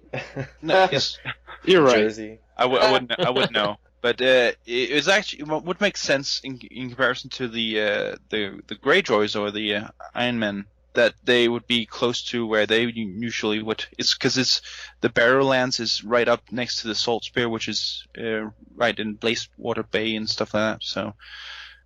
So it could be that they just populated with people who know how to fight. That would make sense. Yeah. Although it kind of sucked. Like, okay, I'm going to give you 10 acres. Oh, by the way, 6 of it is like, old burial mounds. Good luck. What do you mean, Well- man? That's good ground to plant shit in. Got all Yeah. those bodies, Fertilization. nutrients for the soil. Yeah, exactly. In 8,000 generations, we're Oh, going to stick boy. an oil well here and be rich. Yeah. So yeah, that's what I found So out. this chapter is pretty straightforward, you. right? I mean, Hmm? yeah, we still see Farrell Rickon, who will one day be king of the North. Hopefully. Like he's gonna come back somewhere, and it's just like, oh yeah, more time passed than you thought, and he's like 14. Like, I don't know. Told you, you eat dead bodies, you grow up faster, or live people. Whatever cannibals eat. I don't know if they eat live or dead people. Or both. Never met many. Gross. I'm surprised that Rob gets so mad at Sansa about the letter. I would have thought that he would be smart enough to think that maybe she didn't write it, but it is her handwriting, so I don't know. Well, and that's a That good point. doesn't mean she got to choose what to write. But, 'Cause it still shows us. but he could just be on this podcast and hate on Sansa. With Fair enough. But it still shows mean- kind of how immature Rob is, right? Because if it was Kat or Ned with that letter, he would have been like, damn Lannisters, like like he wouldn't be as pissed off about it, like. Yeah, because In later his on, Cat even defense- says He hasn't those are done the- anything those are the yet. Queen's Like words. he hasn't won 100 battles, like. In his defense, Sansa also doesn't think about Arya at all. Like, regardless Yeah, that's true. of whether it was reasonable to think that she wrote the letter and didn't and had a choice in what It's to like write. hours, like or regardless days of that, later. Oh she yeah, still Arya. doesn't. What about Arya? Huh? What So- happened to her? So yeah, maybe he knows why he feels that way. Yeah. Maybe Does she Rob think just likes about- Arya better. And he's like, Does she- yeah, okay, Sansa, you're okay. Tell me about the sister I actually like. What? Nothing? Damn Is there any it! hint of favoritism there I from Rob? couldn't blame him. Couldn't blame him if that was true. We don't get it inside Rob's head, so we don't really know. Like, Does Sansa ever really think of Arya that much? Even after, like, she's like, oh, what about Arya? eventually she But- does. Yeah, but they're usually Like negative once. in the beginning. Huh. Yeah, like as an afterthought before she falls asleep. Like, Yeah, she's oh, what did "Oh, I haven't forget to thought about do? that." Yeah. Yeah. But it's like, yeah, it's sort of like, oh yeah, my favorite dress was in that carriage that's full of blood now. Like it's sort of like that, like oh that thing. Well, that's a shame. I'll go to bed now. She's like, oh, my nice dress was in there. Oh no, Sansa, Arya ruined it. Oh, what about Arya? Who's Arya? Oh right, I have a sister. Right. Yeah, I think she thinks about Jane Poole more, right? Wow, Jane Poole's right there in front of her, crying her eyes out. How could you not think of her more? Yeah, that's okay, but like not thinking about Arya is a bit shit. All right. She's her sister. You'd think. Well, Jon's her brother. I mean, he should care about both of them equally. Maybe she just refuses to admit that they're related. Yeah, and they're still at that age, though, guys. She's embarrassed by them. She's so a bastard They're like still Jon. at that age where like some of them would kind of be like, ugh, my family, and some of them are kind of closer than the others. Like if they were all in their 20s, they'd probably kind of have an equal. They've all But come in an through emergency it, situation, I don't know. but, I mean, you're right, and 'Cause it's different. you should, but Like day to day, okay. Like if you hate your sister in any normal situation, but if there's some sort of crisis, you're not But I like mean, do you remember when you were that age though? Like even like if something big came Yeah. up, like Yeah, if your something thoughts had are just happened to not my- like, the if same as they are. something serious had happened, I would have wondered if my brother's doing well, even if we'd had a fight or whatever, even if I was hating him at that moment in my life, which happened. Yeah, but you're not like a obviously. spoiled princess, Well- I mean. That's Yeah. true. Yeah, and We I don't know that. We Maybe know she is. that. and Tanya, I think Kinda. you're a better person than most people because essentially she's 12 years old, and she is basically still a little sociopath. All kids are essentially sociopaths. No, it is. Oh, boy. Think about it. Think about No, it. it's Maybe true. they're They just think smarter about than you themselves think first they and are. foremost. So this is Think kids about it. plus everyone equals sociopath. Jesus Christ. No, she's just still a kid. It's a kid, so Like she normally has, just think like- about herself. But let's When say my- you were 10, and there was your brother or sister was like visiting a relative in California, and there was like a huge earthquake in California. You'd be like, "Oh shit, my brother's there or my sister's there," even if you didn't there's like a them. fundamental difference to that, though, is that with Sansa, this event is also happening to her. So let's say you were in a building that was collapsing around you. Like it takes her a while to come to terms with her situation. So you can be a little bit more forgiving of that, because at that age it's really hard to kind of like she still doesn't really get the gravity of the situation, right? Also, isn't Sansa a little bit relieved that Arya is missing instead of here or at King's Landing? Yeah, like no one knows where she is. Yeah, Maybe she would've got ruined out, everything. like- Maybe. I don't know. I don't think she cares. I think she does care, but she's got a lot on her plate right now. She doesn't care like the Yeah, reader but cares. Like Yeah. yeah. I mean, She still cares about winning Joffrey's favor. Good input, newbie. Yeah, I mean, just think about it. It takes her dad's head getting chopped off for her to really get it. How bad Like, things like have gotten. yeah, like that's when she really is like, oh, this isn't gonna end like I thought it was. Like this isn't the dream. Like She didn't see it all go down, you know. She doesn't know how bad it actually is, because they're just keeping her locked in a room. She heard swords and people screaming, but she didn't see Septim Mordane's head, decorating the wall. ugh, yeah. That's true, and in that chapter, Sansa thought the castle was being sieged, so She didn't know she what really- There's no windows. yeah, she's like, "Are we? Are we under attack? I hear swords." Like, Oh. Are we So- still on the same chapter? Yeah. Yeah, we're moving. Well, we're it's moving because out of Rob said, Westeros "What's now. wrong with Sansa?" So Yeah. But anyway, I think anyone else have anything about Bran 6? I think that's pretty much. It's cute that Bran doesn't know what Starks look like. He sees the Karstarks and he's like, "Oh, that's not what Starks look like." But I think that he's thinking about Red Tully's. hair. Yeah, Yeah. that is funny. That's true. All right. And then here we have moving on to a consecutive chapter in Dany 6, in which we know the Battle of the Golden Tooth happens somewhere between these two chapters. And let's see, that is the Blue-Eyed Queen. Yes, that's me. Alright. So, Dany and Drogo just finished having sex, and to Dany's dismay, it doesn't convince Drogo to go to Westeros. Drogo then goes out hunting, and Dany hopes he'll change his mind afterwards.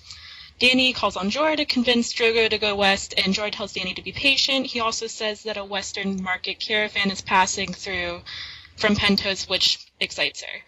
As she walks through and sees all the foreigners, exotic animals, and items, Dany reminisces about her times in the West. Jorah talks with her until he abruptly says he has to go see if they have mail. Dany thinks this is weird, but brushes it off and thinks it's some whore. Yeah. Dany continues on until she gets to the wine merchant where he offers her wine.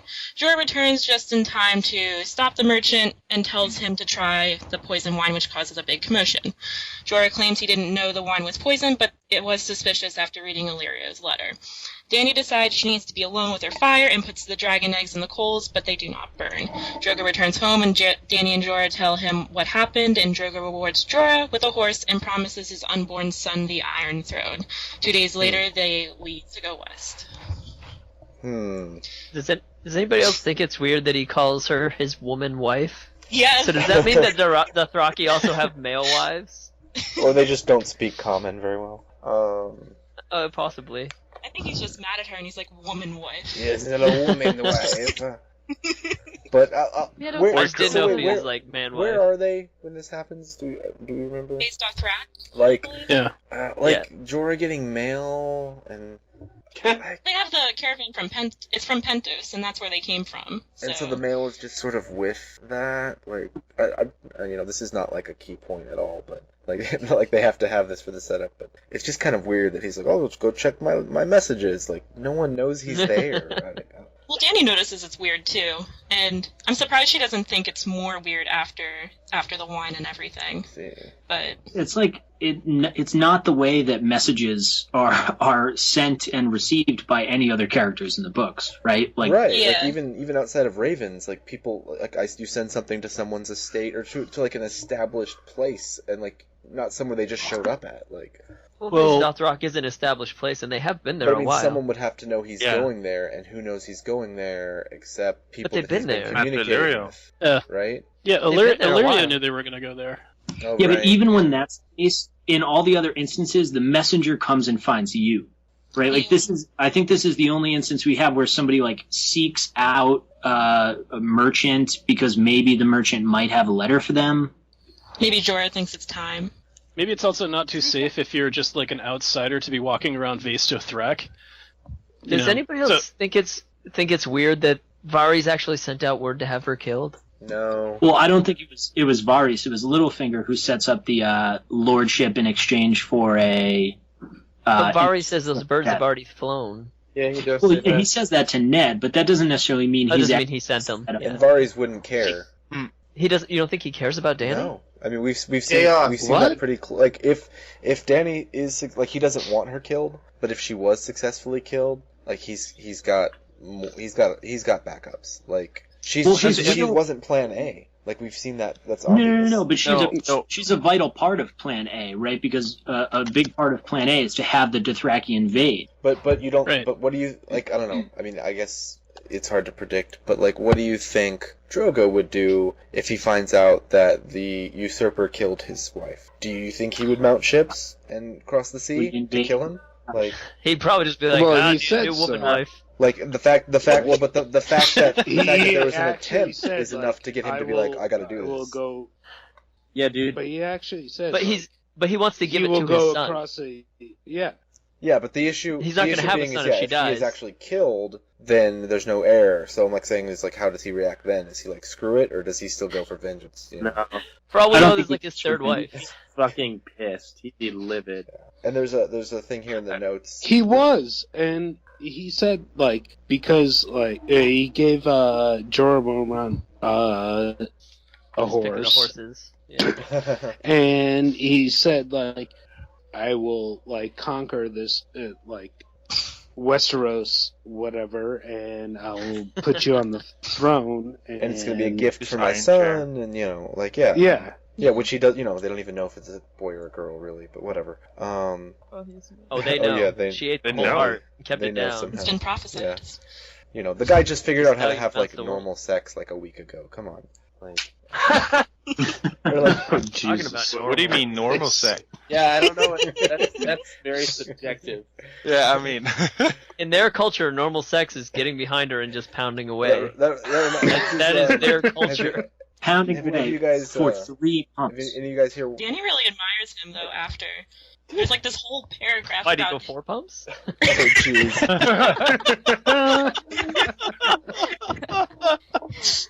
Sorry, go ahead. No, there's just a whole paragraph about a description of Drogo's naked body. So Yeah. Yeah. Yeah, I guess you take the positive, whatever's there. But like, She's Cersei also never couldn't been do with that. anyone else, so she doesn't have any comparison. I but yes. So speaking Well, of like other than her the brother. unconventional Oh, boy. like methods of sex or whatever, like, is anyone here watch Outlander? Did anyone here watch that? no. Well, there's this. No. Yeah, I watched a couple of Yeah, episodes. there's a scene where it's like they're having sex and the guy's had sex for the first time, and anyway, like afterwards, like 'cause he's trying to basically do the same. He's trying to do a direct Dothraki position, and afterwards he's like, I didn't realize. I just thought you did it, like the sheeps and the dogs. It's like I didn't realize you could look at each other. No, boy. So That is the same logic behind Dothraki yeah, position. they just never learned. 'Cause everything is horses. Well, if you look in her eyes while you climax, we- she steals your soul. Can we call this episode "Everything is Horses"?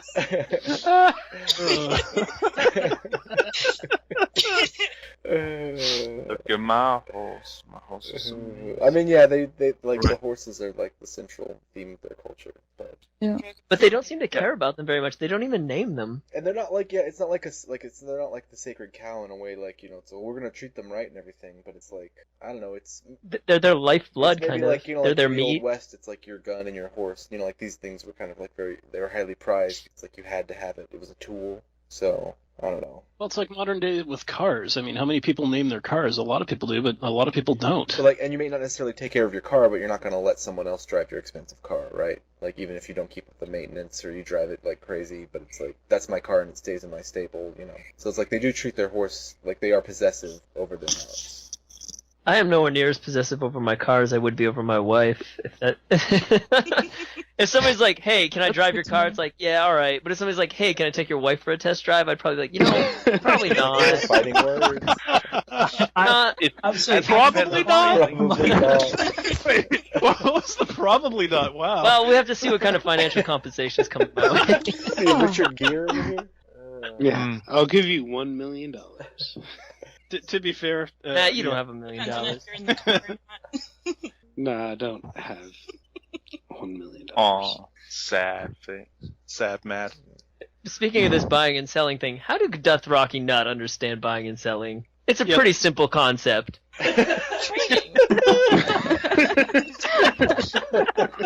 Trading. Yeah, I agree with you on that one. They've got two markets, and yet they don't understand trade. What? Yeah, they're like, "Oh, you're giving this to me as a gift? No, you have to pay for that." What? I don't understand. I feel like it's just like people who don't tip. They're like, "What? Tip? I don't understand." They're trying to get away without To paying. be fair, that's a cultural thing, because there's countries where you don't tip, for example. Yeah. Yeah. Like Peru. Or Chile. Yeah. Jokes on the merchants at Or the New market. Zealand. Like the Dothraki just get to pay them whatever they feel like. Fuck it. I guess what I'm saying is it's not the same. Because, like, tip, I understand, but it's not the same as, like, going out to dinner and being like, well, this was free, right? Like, you gave it to me as a gift. You brought it to the table. You put it down. Yeah, well, It's in my belly, I don't it's understand mine how to their keep. markets work.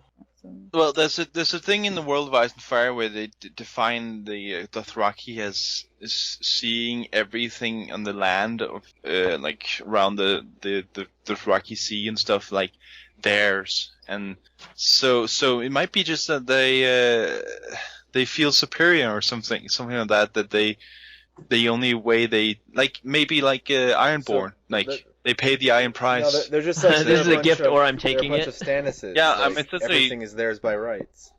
Exactly. So you give it to me, or I'll kill you and take it afterwards. So whatever. Yeah, it's like look And then he's all of a got sudden bigger it becomes a muscles. gift. Like, yeah. Then why do we have to tip at all? Well, you shouldn't, but you do tip because restaurant owners don't want to have to pay their people properly. That's why you tip. Yeah, exactly. Because Yeah, tipping is so a horrible way to just compensate rate- the people who work the hardest. Anyway. So to quote Bernie Sanders, you should just raise your minimum wage. Next Yeah. up, we got. Well, I'll more just say stuff. real quick. There's a question here in the show notes, just saying is do you think the poisoning is like set up to make Dany trust Jorah, or do you think basically he comes upon this and like this is a real attempt? I think it's a real attempt. Yeah. I think it's a real attempt. I think he knew about it, but then like had a change of heart. Yeah, Left exactly. That's Well, he knew about it because. because of his mail. Yeah. Well, yeah. I mean, he knew that there would be an attempt on her life, right? Yeah, Yeah. and he was supposed to be a part of that. Like that's. I mean- Yeah. We talked- He was supposed to facilitate it. See, I don't think he's supposed to facilitate it. I think that the mail is from Varys saying Littlefinger has put out the word to have her killed. I don't want her killed. But it's Not because he Shows wants him to put her better. on the throne, but because she's a part of the plan. He shows her I what don't he got, even- though. He got Oh, a does thing. he? Sorry. What happens if she does get killed? Well, that's what we were saying. Is like The world is set Yeah. right? I don't know. it's like if Yeah. Ned goes to the wall. If Dany gets killed here. We don't have to read thousands of pages about Buffy. Well, but see, Dany No, can't get fucking killed Marine. before the dang dragons hatch. Once those happen, then something Well, they could have gotten offed. I guess. That was, I think that's totally what they originally thought. Like I think Illyrio's plan originally was to just send her off into the Dothraki Sea with some stones that he didn't think were ever going to turn into dragons, and just for her to just die over there, and just to send them away and out of their way so that Aegon could grow up and be the be No, the but I champion. Be the one true Targaryen. You I think? think that the Dothraki Yeah, I are a thought that real was plan. the original plan, but I think they changed I it. think the Dothraki are a real plan, and like that gets screwed up, and then they bump up Aegon, I think. But I think that the idea would have been to convert Drogo to get him to come across, and as he comes across, and Dany's going in, and if people rally to her side or whatever, then you bring in Aegon with a group of sellswords or whatever, as kind of like my claim's better, but hey, thanks for getting started, sort of thing. I think that was probably the original plan, and of course it didn't really work out. I actually don't think that, but it's mainly just because it's widely known that the Dothraki, they are afraid of the sea. I mean, everybody knows that apparently. So, I mean, I Do think they know that the whole extent of it, though? But Maybe maybe not. I mean, I think it's just it's not like a. You'd have to be pretty sure that Dany and Viserys would be able to convince those guys to get over their superstitions and actually get on boats with 10,000 horses and whatever. She only has to convince Drogo. That's not too far out there. If he thinks that there's more land to be had for his son. Yeah. Yeah. So if she does get pregnant, and if he feels like you he take can the claim greatest, more- basically the greatest call, he wants to be the greatest of all time, right? And you say, well, look, the only way you could do that, everything's been done. You've got the Dothraki Sea here. Who's done something new? Well, there's this whole new land that can be all yours. You just got to take the step to show up. But they haven't done that because nobody goes over and actually tells him these things. They leave Dany and Viserys. Viserys is not a diplomat in any sense, and Why? Viserys is like Daenerys, like 13. But now, we don't. something But we like don't that. know what Viserys received as far as instruction or anything. But also, it's they leave them to their own devices. But what is Viserys' goal in life? Is to get back home and sit on the throne, right? Like, Yeah. Shit on Dany. And Patrick, isn't there a discussion between young Griff and Griff and somebody in that company in Dance where they say that they thought they would have the Horde with them when they crossed? I don't think so. I don't remember that, but I can check it out. I think that Shocking lack of knowledge. Yeah, I think you might have the right of it because I think the notion was they were going to marry Viserys off to the Dornish woman to get Dorne on their side, bring back Dany with the Dothraki horde, and that was going to be the bulk of their army. And then trot out Yeah, I Aegon think to that- control both their flames. Yeah, you start in exactly. the south, you start, and then you say, oh yeah, by the way, here's Aegon, or Aegon could have been the backup in case something happened, right? Like that's just by the way. No. But I feel like he was the plan all along. Maybe there wasn't a first and second plan. Maybe there were just two that kind of concurrent plans, and you kind of work on both and see whatever works out best, and then pick which one to focus And I guess on. that feels the most natural because Aegon clearly wasn't conceived in Game of Thrones, like when he was writing this. So yeah. No, he definitely wasn't. Yeah, probably not. Well, also maybe everybody but Jorah wanted Dany dead. Like we never even see that letter. We don't really know for sure what it says. that was my impression, but I mean I could be wrong. No, we do see the letter. Well, We in do. the letters Do you we? mentioned, but Dany never. Yeah, he. Like the content Yeah. of the. Yeah, I think she does. Either she reads it or the call reads it, because they it says like he promises a lordship, and it says it in the letter, and he shows it to Dany. I'm pretty sure. But you Maybe couldn't. I'm wrong. But you also don't No, think no, that you're as a right, spy, because, you couldn't have like here's something to show as legitimate mail. You know what I mean? No, that's White possible. White Raven's right because Daenerys is laughing and she's like, haha, because it also mentions that a lordship will go to whoever kills off Viserys, and she's Yeah, laughing. She's like, Drogo. haha, the usurper owes Drogo like a lordship. Yeah. now." So Right. It's nice but that she's laughing about her dead brother now. White Raven's right. Oh. No, actually, that's kind of funny because that's one of the things that Aerie noted in this chapter was that Dany hadn't laughed since Viserys died. How long ago was that? Do we know? I was It's just- on the timeline. 3 I hours. was Yeah. remembering that because I think Yesterday. was it on the podcast where I think Mimi or someone said that she read that to mean that she laughed when her brother died because it said she hadn't laughed since then, and to her it Oh, sounded yeah. like she laughed then, which is not how I read it, but I can kind of see where it's coming Guys, from. I gotta pop off. Do you have anything you want to say before you leave? I don't think so. Just that obviously Jon is the prince that was promised at Azor Ahai in the first and last prophet. But he's Alright. It is Rickon. Thanks, man. Thanks for coming. Thanks for coming. I'll check out the rest of it when it gets posted. Obviously, good I'm stuff, sure guys. we're gonna go for another hour, right, guys? Yeah. We'll just talk At about least. So. All right. See ya. Thank you. See ya. Bye. It's about a month in between. Oh no. Oh, okay. So she actually Yeah. takes the time to mourn Viserys. Okay. Yeah. I don't think so. And do Well, you it's think about- like It's about a month. So. Well, she might be If it- withdrawn more than dealing with it. if it is the way Mimi thought it was, do you think she was like golden crown? Yeah, so it looks like it's like early November, is that? Or I can imagine her doing the Nelson laugh from The Simpsons, like when Drogo crowns him. I said, ha. oh no, I think it's early October, it looks like, is when Viserys dies. I think that's labeled wrong. Hey, so I've got that thing from Dance. Okay. Cool. It's Griff talking to somebody, and he says the Fat Man's plan, the one that do changes. it in your dramatic voice. This is my most dramatic voice. Oh boy.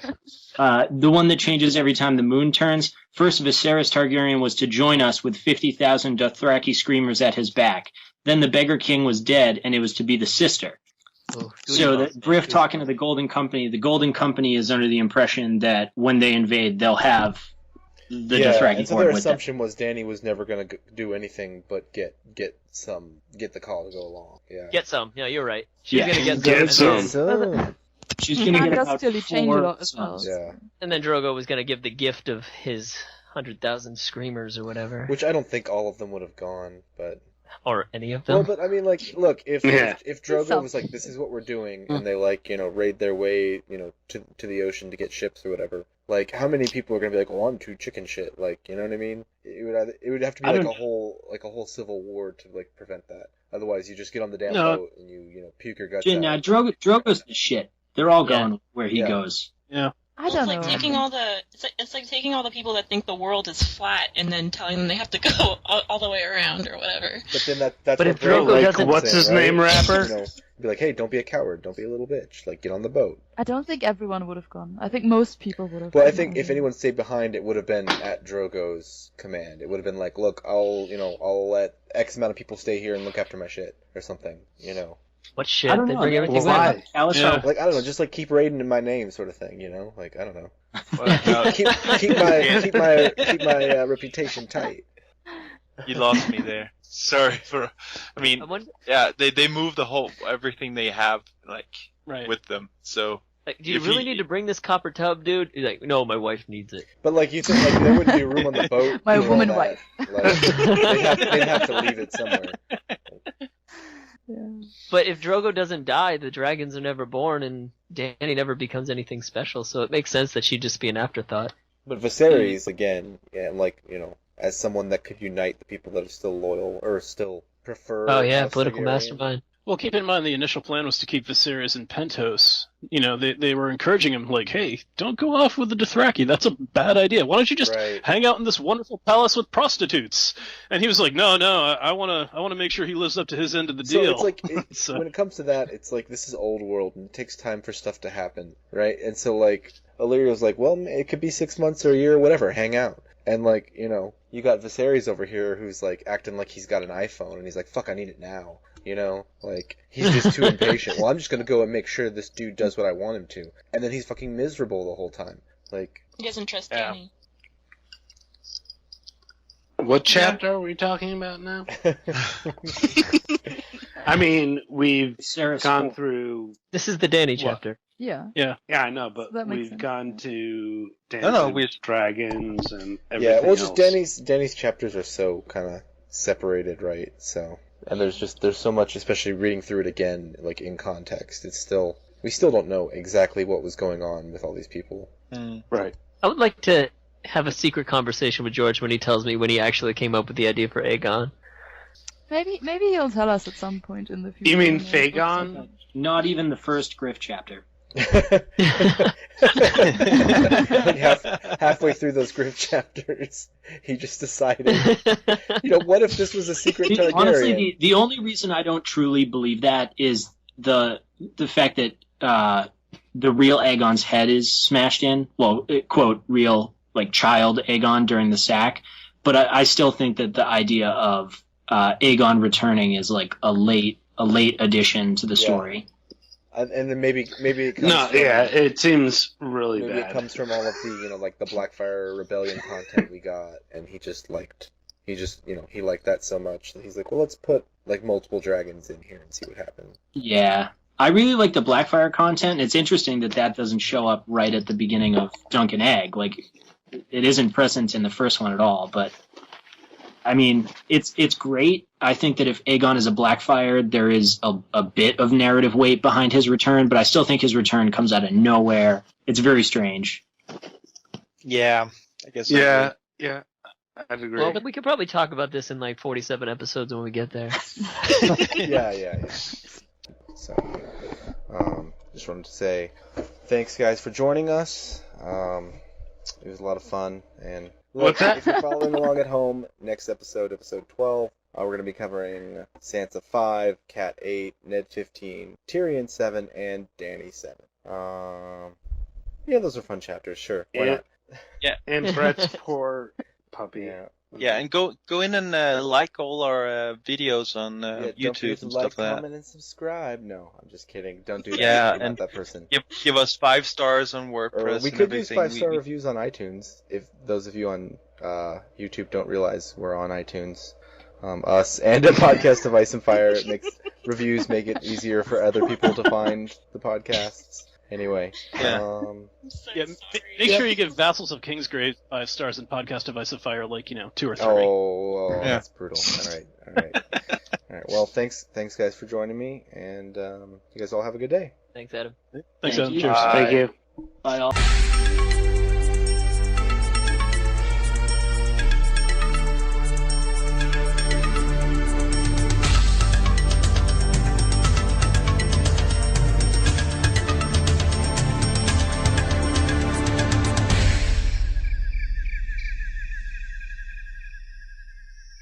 And scene.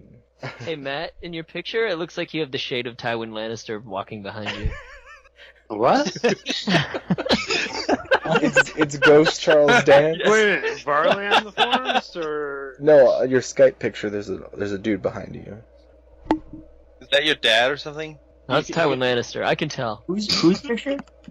Matt's? Oh, I don't see anything. Oh, we're not. Yeah, Oh, you're probably not Oh, you friends got- with him. Oh, tricky. Yeah, contact. Tricky. no, Yeah, you guys should all add each other and makes it easier. I don't know. Yes. no. Now it's me and my fiance. That's not That's- your fiance. Oh, I feel bad for you, man. I see a Christmas hat, I mean, to each his own. I mean, to each his own. Santa cap, and an old No, what dude. I've seen this. It's you in a Christmas sweater with a Santa Claus hat on and a scarf, Yeah. standing by a Oh my gosh, refrigerator, it's the maple can. and then behind you is the shade of Tywin Lannister, standing No, in front that's of a window. my father. Yes, Yeah, I well- thought, so you're Jamie essentially. Yeah. Do you, oh, is your fiance your sister? I don't think No. it's Because he's Jamie. Ugh. I understood You why. guys fucking suck. No, we don't. Come on, man. Congratulations, man. Yeah. No, thank you. He's like, hey, can I take your wife for a test drive? I'd probably be like, probably not. What was the probably not? Wow. That's kind of like the way you were talking at the beginning of the episode. Brian's getting all of this out. Can someone else? Hey, I was the only one trying to get it fixed, so. Well, no, when I said talking is because you heard all that noise. Oh, I Not don't 'cause know what was going on with that. You were talking like this. I wasn't touching anything, bro. Yeah. It was like some ghost in the machine. I don't know. Oh, it's Tywin Lannister. Yeah, it's Matt's father. God damn it. If his father was on, he would be Varley on the forums. Oh, yeah. Right Oh, on the yeah. forums. No, that's my. Really? That's what my dad's name was. Just call me Matt on the forums. God damn it. He's like, hey, can I take your wife for a test drive? I'd probably be like, probably not. What was the probably not? Wow. I would not even know how to send it to you if when it does What record. you do? Why don't you let me know if you need it, and then I'll What figure you it out. do, you need to learn. Let me tell you Sometimes. something. I don't know what the hell a process list is. My wife can find Yeah. it for me. So And then you just she and found then the you other can one. just like upload it to Google Drive or something. Like it's not that hard. And so this will be available sometime in July. Yeah.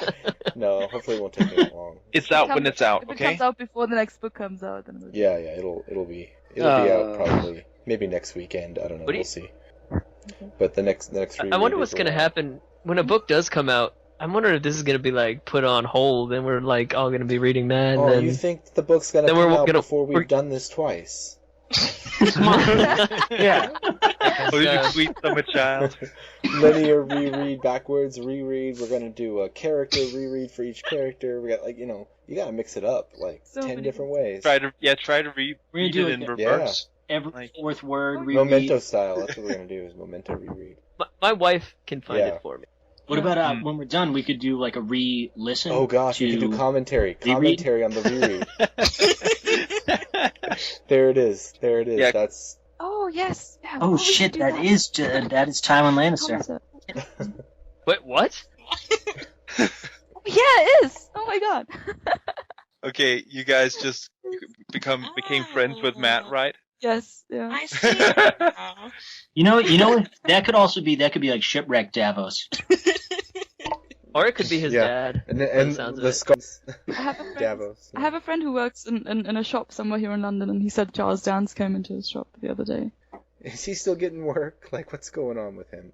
But like this, Oh, this is me living in getting work. London. Like this happens. Like you run into people here. Like Well, because everyone What, in in England lives in England's so London. small. Like, I run into Ian McKellen. This has happened. I don't know. London is, what? yeah. Yes, I Well, Ian McKellen has a pub here, and we went to the pub quiz in that. Oh, pub, he knowing has that a it's pub his that pub, he shows but we up didn't. at. Yeah, but we didn't realize that he like actually shows up there, but he does. So he was just Oh, at the if pub. you he owned a just pub, joined you the would show quiz. up. I mean, come on. Yeah. Be there all the Yeah. time. But you'd think he'd also have like other shit to do, but he just comes to the pub quiz. So A wizard Yeah. arrives exactly when he is meant to. yeah. My wife can find Yeah. it for me. A thing I really want to do actually is to do like a best of Roy Dotrice podcast. Ew. Yes. Ew. Yes. Absolutely. Yes. Oh, I love Roy. So yeah, just like a Come Because here. I am but a girl unskilled in the ways of the world, eh? That is either guitar. But that is either Tyrion or Dany because they're the same voice half the time, which is great. Maybe they're the same person. That's my theory. That's Ooh, Definitely no. have You've never something. seen them in the same Crack my place. theory. Oh, no, wait. That's the show. Yes, That's the show. damn Oh it. yeah, because they were the tournament thing. Yeah, not tournament. Yeah. So Sometimes the Fighting show pits. like mixes me up, and then I'm like, no, but he was there. Just they didn't meet. yeah. One of the worst moments I've ever had was being in the gym listening to, I think it was whenever Jon and Ygritte's sex scene is. Casey, you're in Boston, right? No, I'm in New Jersey. Oh, sorry about Yeah. my Jersey smack earlier. I'm sure it's a lovely place. I thought that's why you did it. She's like, no. But yeah, listening to Roy Dotrice talk about the Lord's kiss. Oh, Oh yeah, it's gotta be one. Oh, but you know what's worse is because like for Feast he didn't do the narration right originally, and so because I was reading the books and then like I worked so much but I could listen. So after like midway through Storm of Swords I picked up the audiobooks and like eventually I went back and read them all. But so I listened to Roy Dotrice for 3 books and then who's the other guy? Jon Lee, yeah. And I actually kind of prefer the way he does the Ironborn chapters, but other than that, like, the pronunciation and stuff is, like, so weird. It's jarring, like, some of it. And then Roy Dotrice goes back and redoes that years later, and then he pronounces everything different, too. Like, what the hell? There's, like, no Can't remember his consistency. Like, that's what a director's for. even in the chapters we've read already, Roy Dotrice has said things like sentences apart in a completely different pronunciation. Yeah. Yeah. I mean, I that had guy's some amazing. examples I written love down it. for last week, but I didn't bring them up during the podcast. Yeah. Well, I mean, because most of the time we're reading. I love the guy. I love him. I still enjoy it. But I did listen to these because I was so busy this week, and so I listened to the whole set and like the Jon chapters. Like, I honestly, I think I was in the middle of the third one, and I was like, oh wait, like when did that happen? Like, because they go so smooth together. Like, Wait, Yeah. you listen Yeah. to the whole set? Oh, you mean this Yes, podcast, yes, yeah, like for the that reread, group? yeah. Okay, I was like, how the fuck? There's like 300 hours worth of material there. Did you listen to it in one Yeah, week? yeah. It took me months. it to takes a go. long time to read or listen. It takes a while to get through. I love Detroit's the old Forester from John's chapter in this set, the guy who smacked his teeth. Oh, Oh, the one that has wooden teeth, and he's always sucking on Detroit gets to him and he's like, and he smacked his teeth. yep. He starts doing that for like. He probably has dentures, and he was just doing it. He's like, I know what And he's you also talking know about. part of that Yeah, is the seriously. direction. Like, someone tells him to do a lot of this stuff. You know. Somebody He is a should have sat him pyromancer. down at least and been like, "Yo, this name is Peter." Well, wait, yeah, has George sounded off on that? That was always one of my questions. George always says that he doesn't don't care think how so. they're pronounced. George Yeah. said that name is Peter. Because Petire, man, you know, it's in the throes of passion. It really sounds. Ooh. I mean, I can What? see why he would say Oh, it there. Petire. Oh, fuck. Matt, lost me. take But another basically, take, Matt. Peter kind of has a. If you say Peter, that's kind of a schwa anyway, right? 'Cause Yeah, exactly. Yeah. So So like, but you don't need to spell it with a Y for that. I hate Petire. Yeah, I just well, don't. but at least, So- at Yeah, least no, he I doesn't understand. say Circe. But I remember back before the show came out, people would constantly have discussions about how to pronounce names, and this doesn't happen anymore because everyone just usually goes with what the show does. You know, Yeah. Yeah. We I spent used- so I much used time to really discussing it was it. like and such a it's big just deal. not- Now we're like, yeah. whatever, fuck it. It's been decided. Yeah. Well, doesn't the tree say like Brian instead of Brienne or whatever? Yeah. He Yeah, changes. he says both. Jesus. And I don't know which I prefer. See, that's the bad thing. I'm okay with either, but like pick one and stick Yeah. to it. This is like Brian the Dear Mute. duty. I thought it was called Tyrell and not Tyrrell. It's But Tyrell. I think That's it makes Tyrell. it It's makes more Tyrell. sense to be called Tyrrell Why? It's a hard why. because I guess it's it does because of the two R's. Yeah, but like English doesn't make sense anyway, so whatever. it just Like- makes more sense. And if you were in Britain, it would be pronounced that way, not Tyrell. Well, Westeros ain't Britain, son. It's pretty damn close. It's a It's almost an it's an analogy. alternate world approximation, but it's not the same thing. Wow. That was a very good. Yeah. He's like, hey, can I take your wife for a test drive? I'd probably be like, probably not. What was the probably not? Wow. No, I'm glad I finally worked. And feel for free me. to join in when we have, other call to arms about less popular things. Nah. I'll see if I have time for it. That's Hopefully just. you do a better job editing than you do starting a call. Like everyone here knows who Bernie Sanders But that's is. crazy to me, because I know nothing about Okay. Europe. See, that's How do Crazy. As you... far as I know, it's still monarchy over Yeah, there. wait, how It does is. he know who Bernie Well- Sanders is? Like, is Bernie Yeah, I don't know Sanders any on of the prime like ministers over in Europe. on like their news or something, or? No. Well, personally, I've looked him up because he sounds amazing. Oh, he's hilarious. I mean, he sounds like he's a really For- cool, for who? weird, nerdy guy. But I think it's generally they just talk about the American election because it has an effect on the rest of the world. Sadly. I mean, I understand why you would know who Donald Trump is, because he's fucking Because crazy. you're scared he's But going to I'm launch surprised. the nukes if he gets elected. No, but you, So there's that a petition here for it's not but to you allow basically him have- to- you basically have on the other side of the spectrum you have Bernie Sanders, which is still the same kind of shock value in a way, in a more sensible way, I would say. But he's still like the dark horse in this race. And of course I don't know every Republican candidate, but I know that there's only 3 Democratic candidates, and There's really only 2, Yeah, but there's- Yeah, There's a third. there is No 3. Malloy, Clinton, and Oh, Bernie really? Sanders. So everybody thought that, of course, that Hillary would get the post next time, but now it looks like it's someone different, maybe. So that's why it's interesting for a lot of people. It's like the same thing all over again. Hmm. Well, This will be in the that episode, repeated right? those. Yeah, This is gonna get I was gonna cut. say, is there anything else about this chapter that anybody wants to talk about? What chapter? What book?